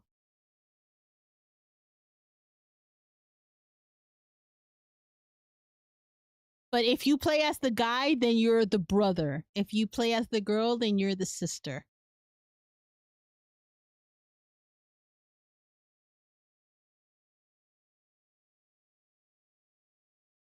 With Quill saying man or woman, I have a feeling it doesn't. Yeah, it doesn't. All right, here we go. It was they were nothing compared to the burning sensation on your fingertips. Did I burn my hands? Ow, why do my fingers hurt so bad? A blue flame? Incredible! I haven't seen a blue flame since Hedwyn lost her limbs. 10 points to Palmier. Simply amazing, Palmier. Your hand. Rune necrosis. Arsham ran across the field and reached out to your hand, pulling the glove off as quickly as he could. Looking at your hand, you noticed it had turned black and blue. The pain was manageable, but you couldn't seem to move your fingers as you wanted to. Can you move your fingers? No. This is bad. We need to get you to the infirmary. Miss Vilkova. Yes, I've already contacted Hedwyn. Hurry now before it reaches her wrist. Of course. Arsham lifted you in his arms and carried you bridal style. What? Hey! It'll be quicker this way. Come on now. In the infirmary, Miss Hedwyn doused your hand with holy water before putting your hand in a bowl of what seemed to be pure liquid gold. Mermaid and unicorn blood mixed with typhus and phoenix leaf. A cruel remedy, but a most effective one. You're lucky Mr. Dietrich seemed to somehow always have a bit of unicorn blood in stock. Will I lose my hand? No, the necrosis hasn't reached your wrist, so you're fine. It's been a while since I attended such an injury. Let's not make it a habit, shall we? As Miss Hedwyn spoke, you noticed the liquid started to turn black, pitch black, like tar. That's it. You can pull your hand out now. You pull your hand out and saw it was covered in small cuts, although the black and blue marks had all disappeared. Why is it still cut up like that? You finally heard Arsham speak up. He'd been sitting right next to you, holding your left hand the entire time you were here. Seemingly more for his comfort than yours, you let him do so, understanding that he needed the reassurance. It could be worse. When I was afflicted with rune necrosis, I saw my entire finger disintegrate right in front of me, exposing the bones and all. That doesn't help, Miss Hedwyn. Apologies. I shouldn't be saying that now, should I? The cuts will heal eventually. I suggest you refrain from drawing runes on your hand for 3 days at least. I'll make a note for Miss Vilkova to excuse you from any combat practice until then. That's it? Is there anything I can do? You can let go of her hand. Keep gripping like that and she might need treatment for her left hand too. Arsham seemed embarrassed at that, dropping your hand like it was on fire. Freedom! Hold his hand. I'll hold his hand. You decide to calm Arsham by reaching for his hand and holding it just as tight. Hey, it's okay. I'm glad you were here. I'm glad I was here too. Aren't you too cute? Well then, I'll be off now. If you need me, I'll be at the church, as usual. Thank you, Miss Hedwyn. As she left, you can hear Arsham exhaling a deep, long one. You're incredible, you know that, Palmier? You call almost losing a hand incredible? I meant your blue flames. This is a secret, but I've been trying to conjure that kind of a flame for months now. It kind of looks like a fate-stayed lancer. Maybe. I have to admit, I like Thane's appearance more than Arsham's. Only because the way that they drew him, I feel he leans back too much and it looks unnatural to me. The way that they drew Thane, it sort of looks like Thane is just like sort of listing to the right or left. But this looks like he's like, it's like he's walking with his dick out all the time.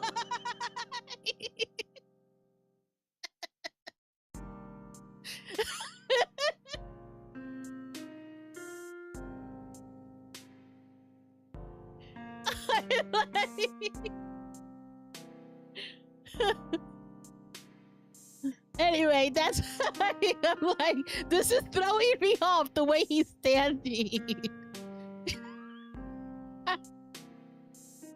It's true though.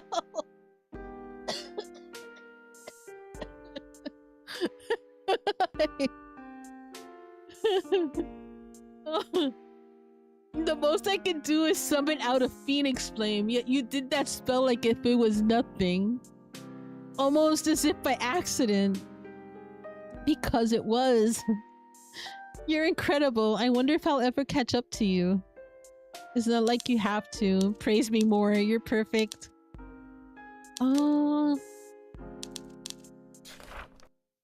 What was that? Listen, I'm gonna stroke his ego right now. I already hurt him. Like the other me like hurt him pretty bad, so I want to try to be nice to him. What was that? I said you're just perfect the way you are. A little bit manipulative and two-faced, but I'm starting to understand that everyone here is an asshole one way or another. It bothered him. Arsham stared rigidly as he stared into your eyes, his lips tight in a deep scowl. Did I say something wrong? No, it's just, if I'm perfect, then why did you leave me? What else did you want? Oh, everything I did, it was for you. My grades, my looks, my persona, they're all to give you the perfect life you deserved. And then you left me, called me weak, replaceable, like some sort of toy. I don't understand what changed. Come clean about your I had issues. I know it's not technically my question to answer, but I know how it feels to have so many questions unanswered. Maybe if I tell him what he needs to hear, he'll slowly move on. It was never you, it was me. I had some things going on in my life that I didn't want you or anyone else to be involved with. I ended up pushing you away for your sake, saying all those mean things so that you can move on, but I still feel bad about it, even now. I'm sorry, Arsham. Thank you for telling me that. I don't know what changed, but you've grown very open and talkative over the summer, Pamir. I'm glad. I know you previously said no, but if you would just reconsider, I would love the honor of being your boyfriend again, Pamir. Arsham, Pamir, Arsham, you good? Before you could explain, Thane burst through the door. Red, what are you doing here? Excuse you, I'm here too. No hi, Quill, or thanks for coming? What are you two doing here? You were taking so long in here, darling. I nearly had a heart attack seeing you with that wound. What the fuck is this timing? I know. It was worse than Thane's wound last semester, and he nearly lost 2 of his fingers. Yeah, we couldn't take it anymore, dude. What's the holdup? Thane glanced at your hands and noticed they were still entwined together like a lover's limbs on a bed. Oh, unless we're interrupting something. Getting down and dirty on the infirmary bed? My Arsham and I thought you were a gentleman. Bah. Arsham threw a pillow right into Quill's dramatically scandalized face. Do you ever stop talking, Quill? Oh, is it a pillow fight? You're on. No, you idiot! Thane grabbed the cushion from the chair and smacked Arsham right in the face. Quill followed suit and snatched the pillow from the other bed, throwing both pillows at you. Oh, it's on! What is this?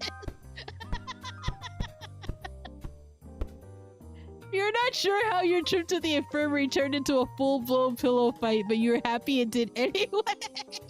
Quill's an ass and I love it for it. Have you calmed down, you impudent brats?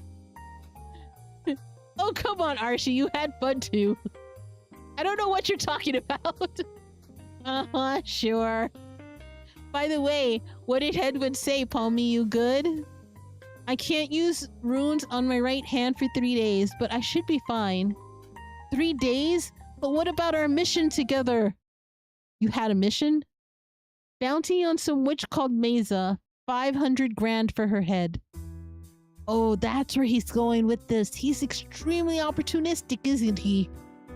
500 grand? You serious? That's a lot of money. Which usually means lots of risks or conditions. Don't worry, it's the latter. I think this witch is involved with the nobles.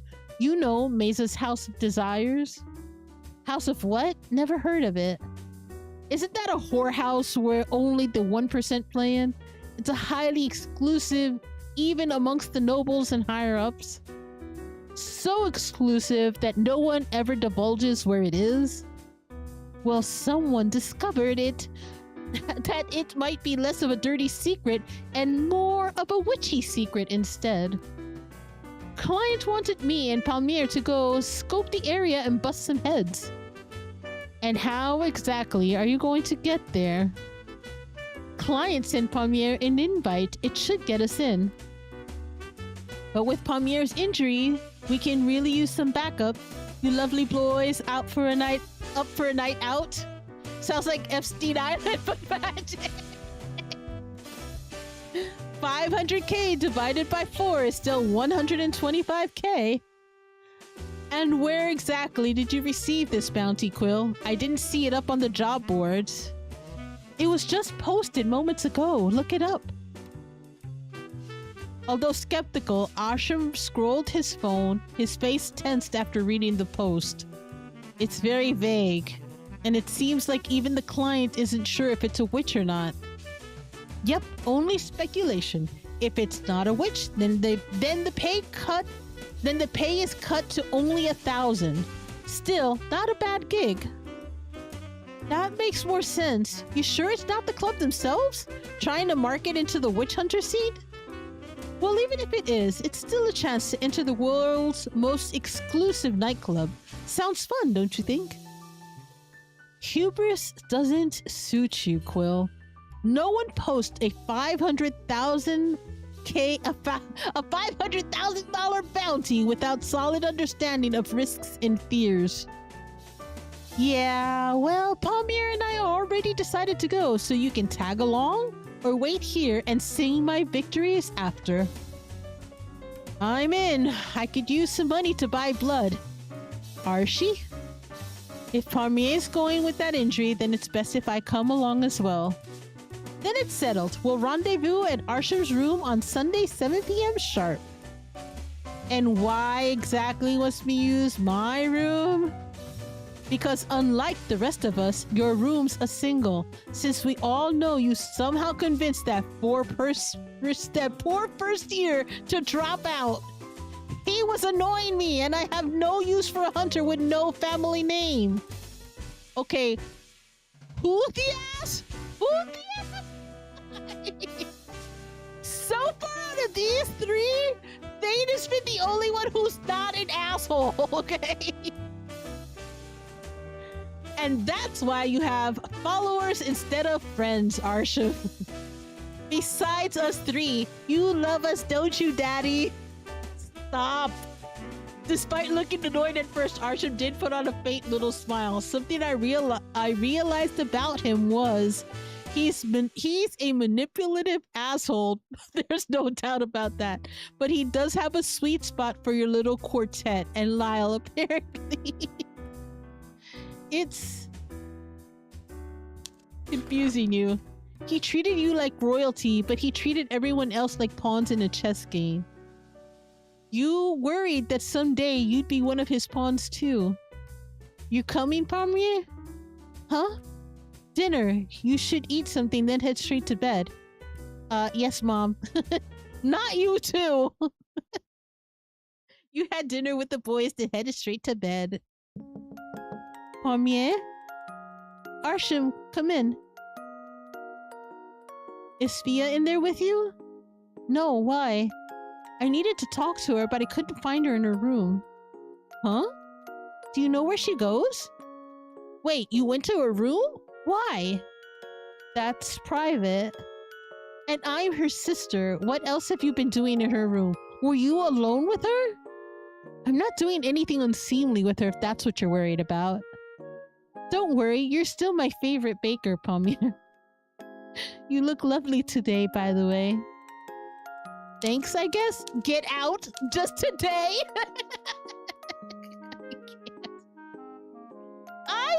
I'm gonna go with the flirty one. Just today?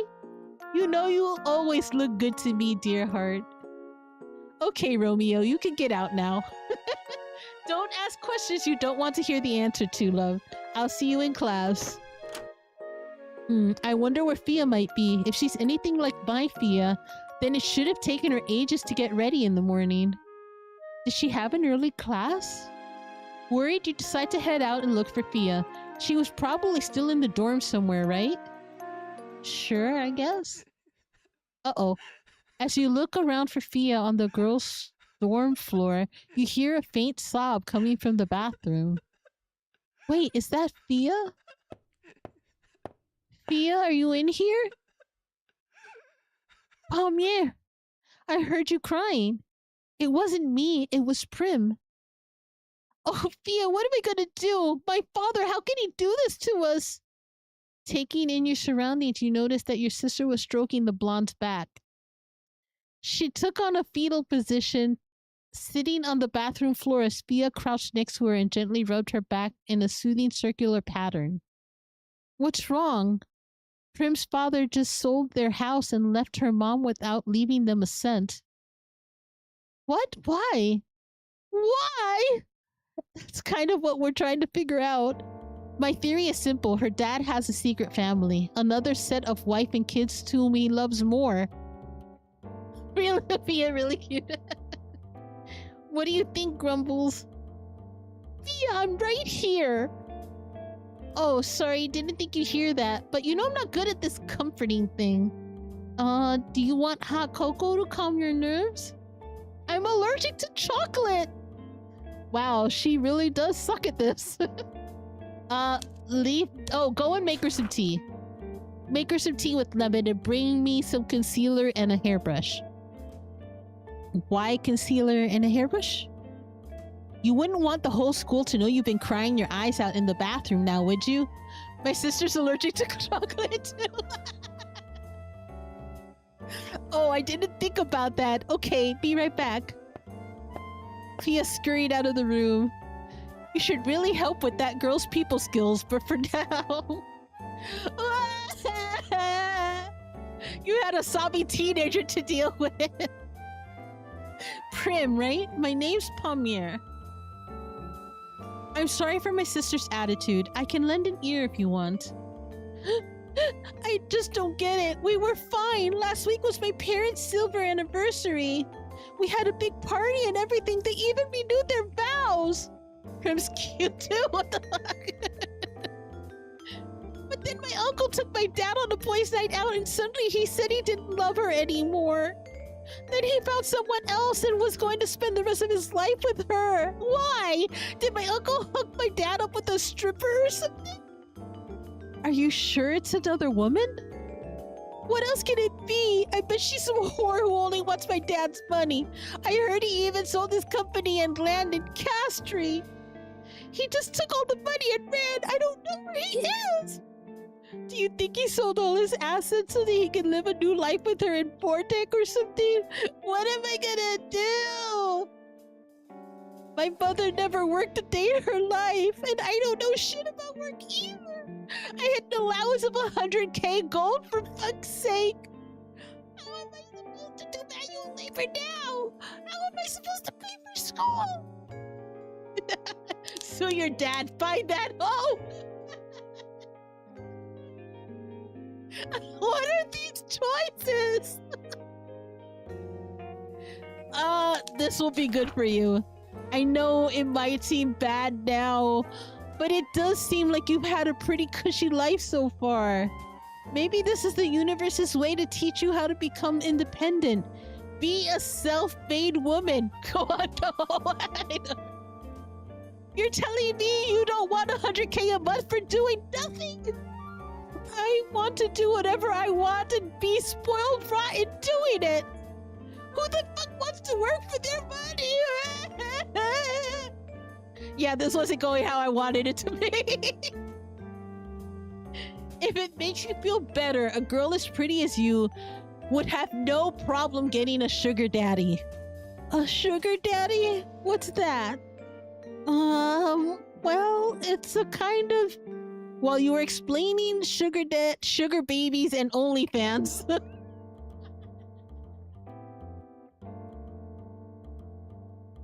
You realize that this world hadn't created those yet.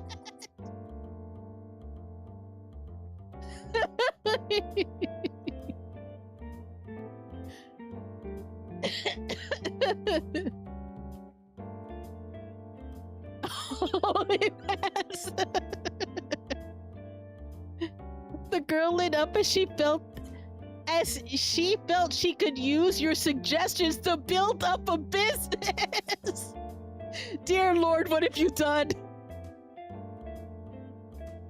Fia soon returned with everything you need. You brushed the girl's hair while Fia wiped away her tears and dabbed on some concealer. Calmer now, Prince smiled as she managed to pull herself together. How do I look? Like you haven't cried in the bathroom for a whole hour. Good enough.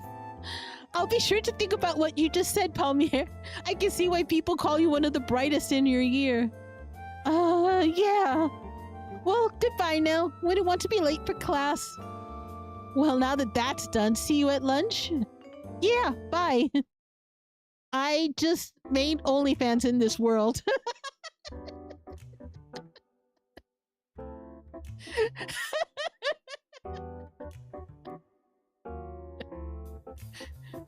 You would have dark rooms today, Mr. Dietrich puts on his usual fake smile as he taught in class. I'll be here for some. You listened on before continuing with the rest of your day. Oh, shit. What am I supposed to do now? Wait, quest. Okay, hold on. Oh, find the culprit. Find the person who doodled on the map. From their doodles, you can guess the person isn't too keen on vampires. Oh, I didn't find them. Okay. Why the quest is there? So... the girl wanted me. There's a girl who had two boys chasing her. And she wanted them both to keep chasing her, but then she got annoyed with them. And then all of a sudden, they started dating, the two boys started dating each other, and they weren't paying attention to her anymore. So she's gonna put this potion in both their drinks. So... don't piss Melody off! That's what we learned from this. Do not piss Melody off, otherwise she'll give you a potion called Boner Be Gone. Boner, go away. What do I need for the recipe? Oh wait, what do I need for this? Weed? An odd relic and wolf fang. Wait, where's the... Ah, shit.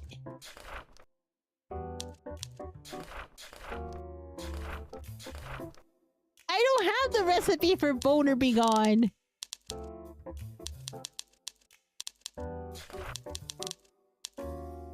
I got the Call of Cthulhu. Ah, shit. Where do I get the recipe now? Oh, Arsham has to make it for me. I forgot. Don't forget to... Oh, it autosaves. It autosaves. I could save it, but it autosaves this one here. This is the... Here, I'll put it here. There you go. Monday, July 13th. But yeah, it's been auto-saving.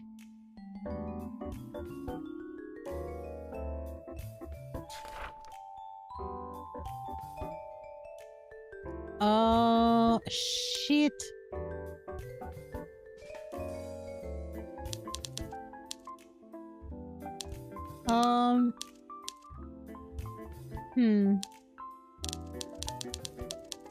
I have not not been in the church yet. Oh, shit. What's Quill doing? Who's this? Hey, do you think Miss Hedwin's sermons are truthful or just straight up lies? Oh, shit. I don't think she has a reason to lie. I'll say truth. Huh, naive brat. What the fuck? Bro. The werewolves don't have a god. Then again, I guess only our land and the vamps have any kind of deities. Okay.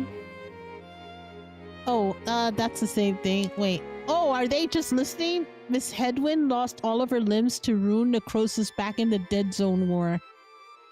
The church paid for all of her prosthetics due to her service. I heard she used to be quite the force of nature back in her youth. I wish I could see her in her prime. Damn! Oh, you caught Hedwin mumbling as she sat in a prayer. The sins of our fathers and fathers before, may Kor forgive them all in the tomb of gods. Hey! We heard that before. How bad of an experience did she have to be a result to result in that? Wait, repeat that line again? Oh, Pamir, what can I assist you with today? That prayer just now, the tomb of gods? Oh yes, long ago there was a place where all gods were born from, or should I say, a place where all non-malevolent witches gathered. You see, gods in our history were mostly witches, a fact most historians would try to erase. I know the truth, however, no matter how much Mr. Kepler tries to argue otherwise. Do you know where it is, the tomb?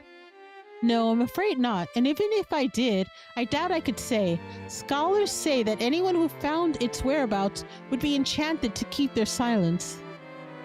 Are you saying you do know where it is, but you can't say? No, my dear, but what I am saying, you'll be wasting your time trying to find it. Believe it or not, I lost a couple of students in search of this same tomb. Some would call it Kor's chamber. They were devout worshippers, curious like you. Most had minds more troubled than others and thought Kor could heal them, banishing their inner demons. Many were certain that her domain lies right under the school. I vouch that there's nothing in our basement, just more wood, bricks, and concrete. If you say so, thank you, Miss Hedwin. If you'd like to know more, I have a sermon about Kor in an hour or so. I'm good, Miss Hedwin, thanks. I have to go to the library. I forgot. All right, what do you want, Quill? Oh, darling, lay out your hands. I have a gift for you. Uh-oh. A gift? You gave me coin. Money? For your troubles, dear. I know befriending me is quite a hassle. But blatantly speaking, I suck at gifting people things, and money is much more practical, don't you think? I feel like you're buying my friendship. Is it working? Anyway, what brings you here? Let's wanna hang out. Oh, what? Does Ickle Palmier yearn to bask in my present? Why is this Ickle?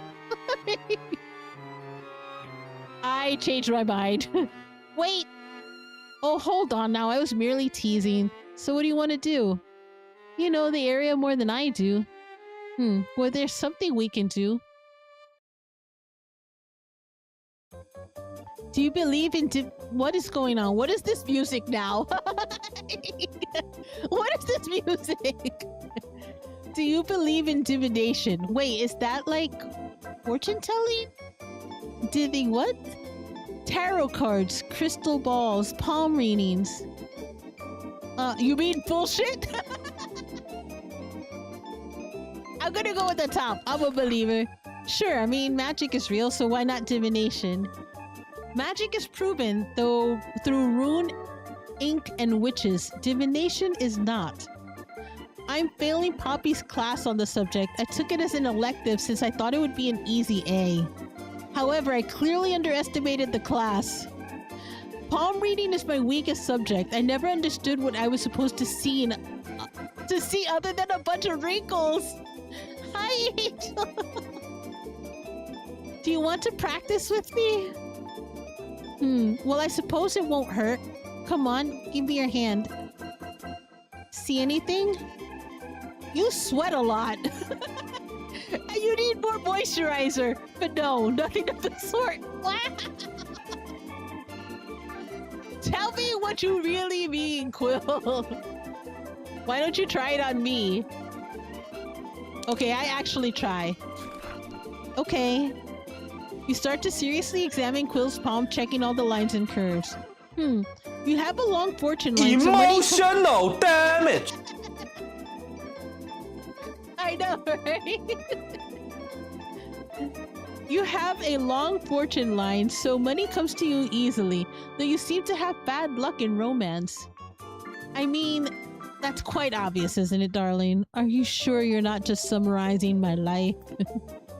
You're unlucky in love, and you're especially bad with women. Again, I can tell you that. My first love went especially sour. Oh, is she the one that got away? Not exactly. It wasn't that deep of a love, although I suppose it has transformed into a more familial kind of love. Sadly, it's a bit skewed, as when we do meet, it always turns into a battle of insults. Wait, are you talking about Fia? Who else? The girl who broke my heart for the very first time. Granted, we were only 9 and 10, but still. I told you he was in love with my sister! So wait, the reason you're so catty with her, it's just for attention? That, and I'm extraordinarily childish and petty. Well, at least you can admit it. Now, is that all, darling, or are you just finding an excuse to hold my hand? You wish. You're supposed to say yes, that would have been cute. Ah, but I did see that you're gonna have a short lifeline. You're probably gonna die soon. What? It does not say that. Take that back. I'm serious. No way. I refuse. I'm asking Miss Poppy. Somehow you ended up being dragged to Miss Poppy's room, where she commented that Quill did actually have a short lifeline. It distressed the man further until she said that short merely means somewhere under 100, since he was a human. Which was understandable given that Bilkova and Kepler were over 300 years old. Wow. Still, you ended up spending the rest of the day trying to cheer Quill up, as he thought he was going to die before turning 30. When you returned to the dorm, it was already dusk. So long life for a human, exactly. Your room, rest for tonight. What does this mean? Check diary. Yeah, rest. When you walked in, Lyle was already fast asleep. That damn man is always asleep. He tried to make as little noise as possible before crack. Again, I forgot to put a protection root on. Hello? Ivar? Oh shit, instead of Ivar, you saw one of his servants bowing to you, a red rose bouquet. This is Lyle's brother. This is Lyle's brother. The one he was Yilf? The one he was asking about. This is one of yes, it is. It's Lilf. Wonder if it's safe to hold a conversation to him without Ivar knowing.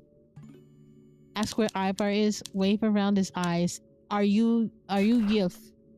The rose vigorously nodded his head. Oh my god, he can understand me. Wait, I see the blood. Oh shit. How could he do this to one of his children? This is so fucked up. He clasped his hand around yours as he's waiting for you to continue. I'm guessing that's a yes? My name's Palmier. I'm your brother's roommate. Does Lyle Keithan ring any bells? The rose nodded again. However, this time his petals were wet with dew. God, he's crying. He then pulled out a folded letter from his pocket and shoved it into your hand. You pocketed it as you saw who it was addressed to, the survivors, guessing he meant his brother Lyle. More tea, please. You got Yilf's letter. Oh, shit. Yilf lifted his head at you, telling you to go to Ivar as he ran away, probably to fetch some tea. As you put the letter safe inside your jacket, you heard Ivar calling again from the nearby garden shed. Better keep Yop's letter a secret from Ivar. Yes, he's not gonna know. You again? What do you want? You don't sound happy to see me. I don't care for visitors who bother my tea time, no matter how pretty they are. I found the letter I needed, Mesa's letter. I'm hoping you can tell me more about her. Her weaknesses, her strength. You humans are always such a greedy lot. Just because I pointed you in the way doesn't mean I'll help you slaughter my kin. I've only sent you her way in hopes that you would die. Mesa was always a temperamental one. She should end you quickly. I thought you said you didn't get along with other witches. I said we couldn't cooperate. I never claimed that I hated them. Our separation was an amicable one. One cannot play God when there are many. We could never agree on anything. If you came here seeking guidance, then you've wasted both our times. Now, leave now unless you want to stay in a more permanent fashion. Perhaps your head will bloom into a beautiful yellow peony. Ivar's hand twitched as a rose bloomed in his hand. Thanks, but no thanks. I kind of like having my head intact. So, how do I leave? Death in a dream is the fastest choice. I will enjoy this. What? Ah! What the? She killed me! Ivar threw his rose at your eye, its stem piercing you blind. You screamed in pain as Ivar's chuckle rang through your ear. Ah! Fuck my eye! You checked in the mirror and you were relieved when you found your eye was just fine. Looking at your phone, you realized it was still midnight. You tried to get back to sleep, drawing your dream rune this time to ensure no visitors would come uninvited. As you finished showering, you heard a loud knock on your door. Who is it? Oh shit, Arsham. Hey, bro, give me the spell. I have to make a potion. Arsham. Would you like to go out with me today? What? The gates to Gomorrah have been opened. I would like it if you'd consider spending the day with me. On a date. How about no? Yeah, I wanted to go to Gomorrah anyway, so yes. Love to. I'm glad. Arsham smiled, then glanced around the room. He took notice of Lyle studying on his bed. Lyle, although your diligence is commendable, you should take some time off for yourself. Oh, Mr. Arsham, hi. Hello, how's your week so far? Remember, if anyone tries anything funny with you, you can always come to me. When it comes to discipline, I find torture a far more effective tactic than reporting to a teacher. Bro, what? This is who I'm spending the day with. Funny, Mr. Arsham, respect. Oh, I don't think that was a joke, Lyle. So, where are you taking me? Cause my budget is kind of tight this week. Don't worry, I'll take care of you, dearest. You will want for nothing. Ooh, Arsham led you to Gomorrah and into a swanky pub. The whole building smelled of coffee and various sweets. Okay, waitress sort of looks like Arsham. Welcome, a merry night to a merry night pub. I'm Merry Knight. How can I be of service? Oh, Arsham, good to see you again. Good morning, Mary. Table for two, please. Right this way. Mary ushered you to your table and handed you the menu. You noticed she had a service trolley behind her filled with various desserts and drinks. Tea? Coffee? Tea? Same. Tea, please. As the waitress poured you some tea, she leaned in and whispered, "The mayor's sleeping with his secretary. Mrs. Abby got knocked up by the pool boy. Witch Hunter Gavin punched a 2-year-old. What is this? What the?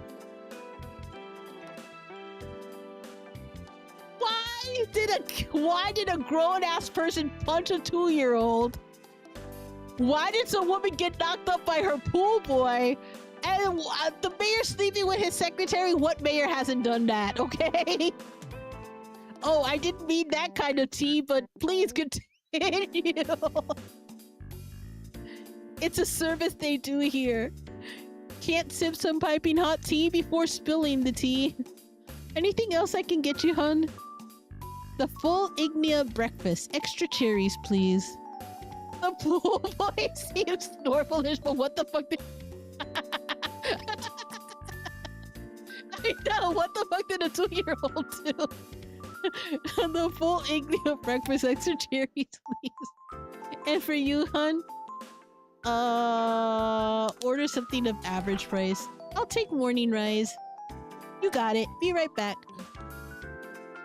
So, you and Mary seem close. Is that jealousy I hear? Don't worry, Mary's married and the only reason she remembers me is because we both have the same heritage.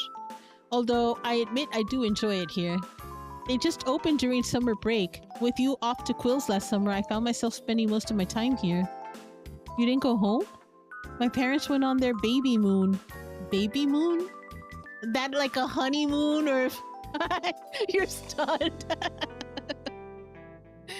I'd rather stay in an empty dorm than an empty mansion. Besides, Kepler kept me company. It's not like he can go back to the... Wait, Sevied? This time of the year? You're going to be a big brother? Yeah, baby moon is like a honeymoon, only baby. Dreadful, isn't it? I don't know why Mother thought it would be a good idea to have another demon spawn. His tongue was sharp, but he smiled fondly as he talked. He was looking forward to this. With your age difference, people might think it's your baby. Don't remind me. Excuse me, here's your order. Your plate came before Arsham's did. You intended to wait for his order to come before you eat, but it seemed like your stomach had other things planned instead. Wow, what's that? My stomach growling. It's okay, you can go right ahead. You gave a thankful nod as you started digging into your meal. It tasted as good as it looked, but to be honest, you didn't wait for his food to come just for common courtesy. As it was so you wouldn't have to eat with his love-struck eyes staring at you like that. Uh-oh. Can you stop that, please? Stop what? Staring at me. I'm simply enjoying the view. Besides, I always stare at you. I've noticed. Look, can't I eat in peace? You're making me nervous. Oh? Are you nervous because you find it uncomfortable or because you're suddenly aware of how much you like it? Oh, this smooth-talking little... I'm uncomfortable! I might like it. I'm not answering that. Which already tells me everything I need to know. As you continued eating your meal, Arsham's dish arrived. Cherries? You eyed the plethora of cherries on his pancakes. Noticing your gaze, he offered you a bite, clearly hoping you'd take it. Don't worry, I deliberately ordered extra cherries for this. I know how fond you are of them. I'll eat. Listen, I'm not gonna lie, I love cherries. I haven't found any cherries this season yet. Give me a cherry. Wait, that's not what I meant. That's not what I meant. That's not what I meant. I didn't mean that. I did not mean that the way it sounded. You hate the cereal.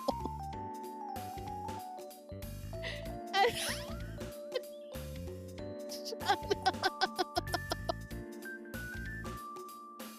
Shut up and be quiet. You've reached your limit on talking.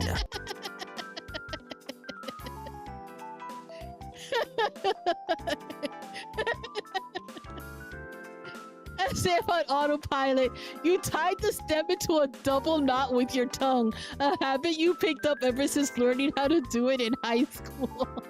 What the careful now, Barbie. If I didn't know any better, I'd say you were flirting with me. I'm not, it's just a habit of mine. I know, a much more tolerable one besides drinking or smoking at least. Okay, I don't get this though. I'm putting up my PC just to clip that shit.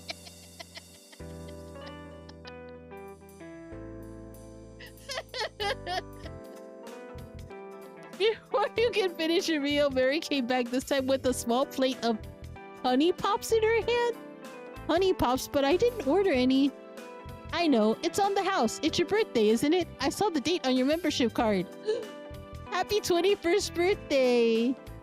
Excuse me, waiter. Oh, duty calls. Wait, it's your birthday? He's taking me out and it's his birthday? Don't worry, I knew you'd forget. You barely remembered your own birthday last month. My birthday was in April? Case in point. So a doppelganger doesn't mean an exact copy. Different worlds, different birthdays, probably different personalities.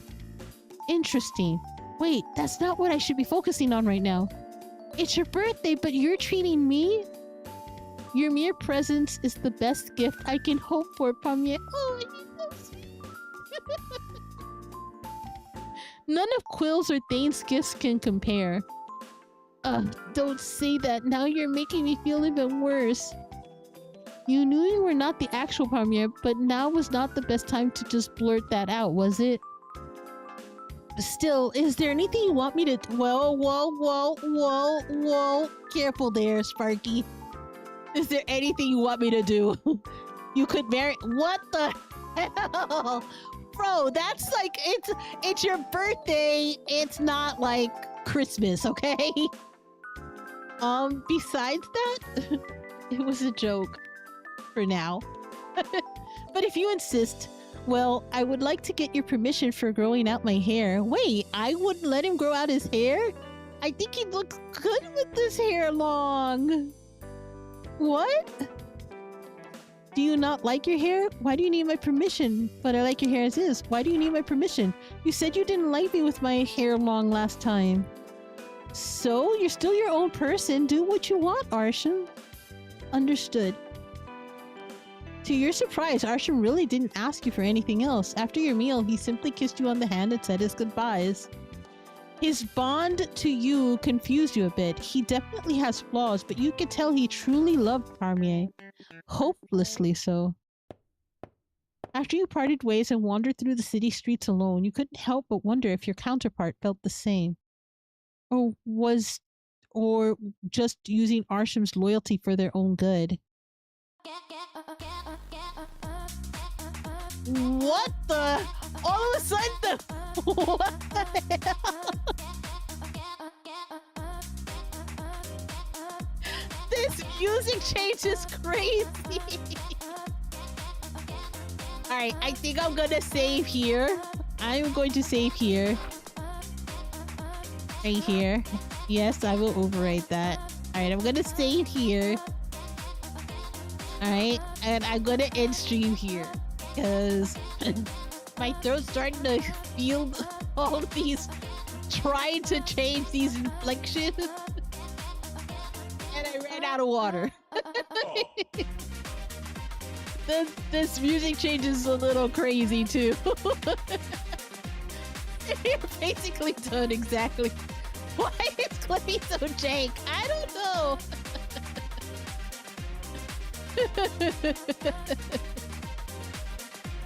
You are welcome to clip it and edit it and post it anywhere you want, though.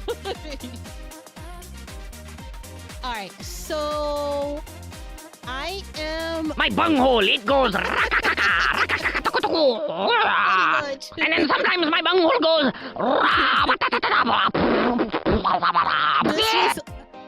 This, I have to admit, this so far has been hilarious. Kudos to the people who wrote the dialogue. It has kept me very entertained. You might make an edit of that later. Alright, so I think I'm gonna go to bed right now, and then we're gonna do Pal World tomorrow, and I'm gonna say 7, because that way I am gonna be out most of the day, but I should be back by 4, and that'll give me time to like grab some food and for Tesla to get back from work, and get everything ready. So we're gonna be doing Pal World tomorrow night, seeing what the new update is like, things like that. And then I will see.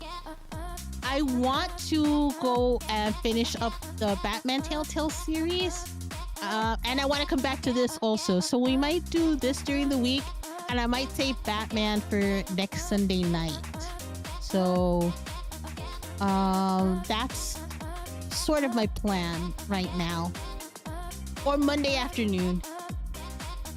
Yes, I'm gonna get some rest. I have to wake up in like, time is it now? It's 4 a.m. now. I have to get up in like 6 hours, so that should be plenty of time. I have to be up by 10. Yeah. So if I go to bed right now, yeah, I should be up by then. Yep. All right. Thank you guys for hanging out with me. This was a lot of fun. Thank you, Snake. Hopefully you get the clip that you that you want. All right. Thanks so much for hanging out, guys. Thank you. This was a lot of fun. I might come back to this for one of the late night streams this week as well. Hopefully work isn't asked this week, and I'll actually be able to stream like either Wednesday or Thursday. But we'll see how it goes. And it's fucking Jake.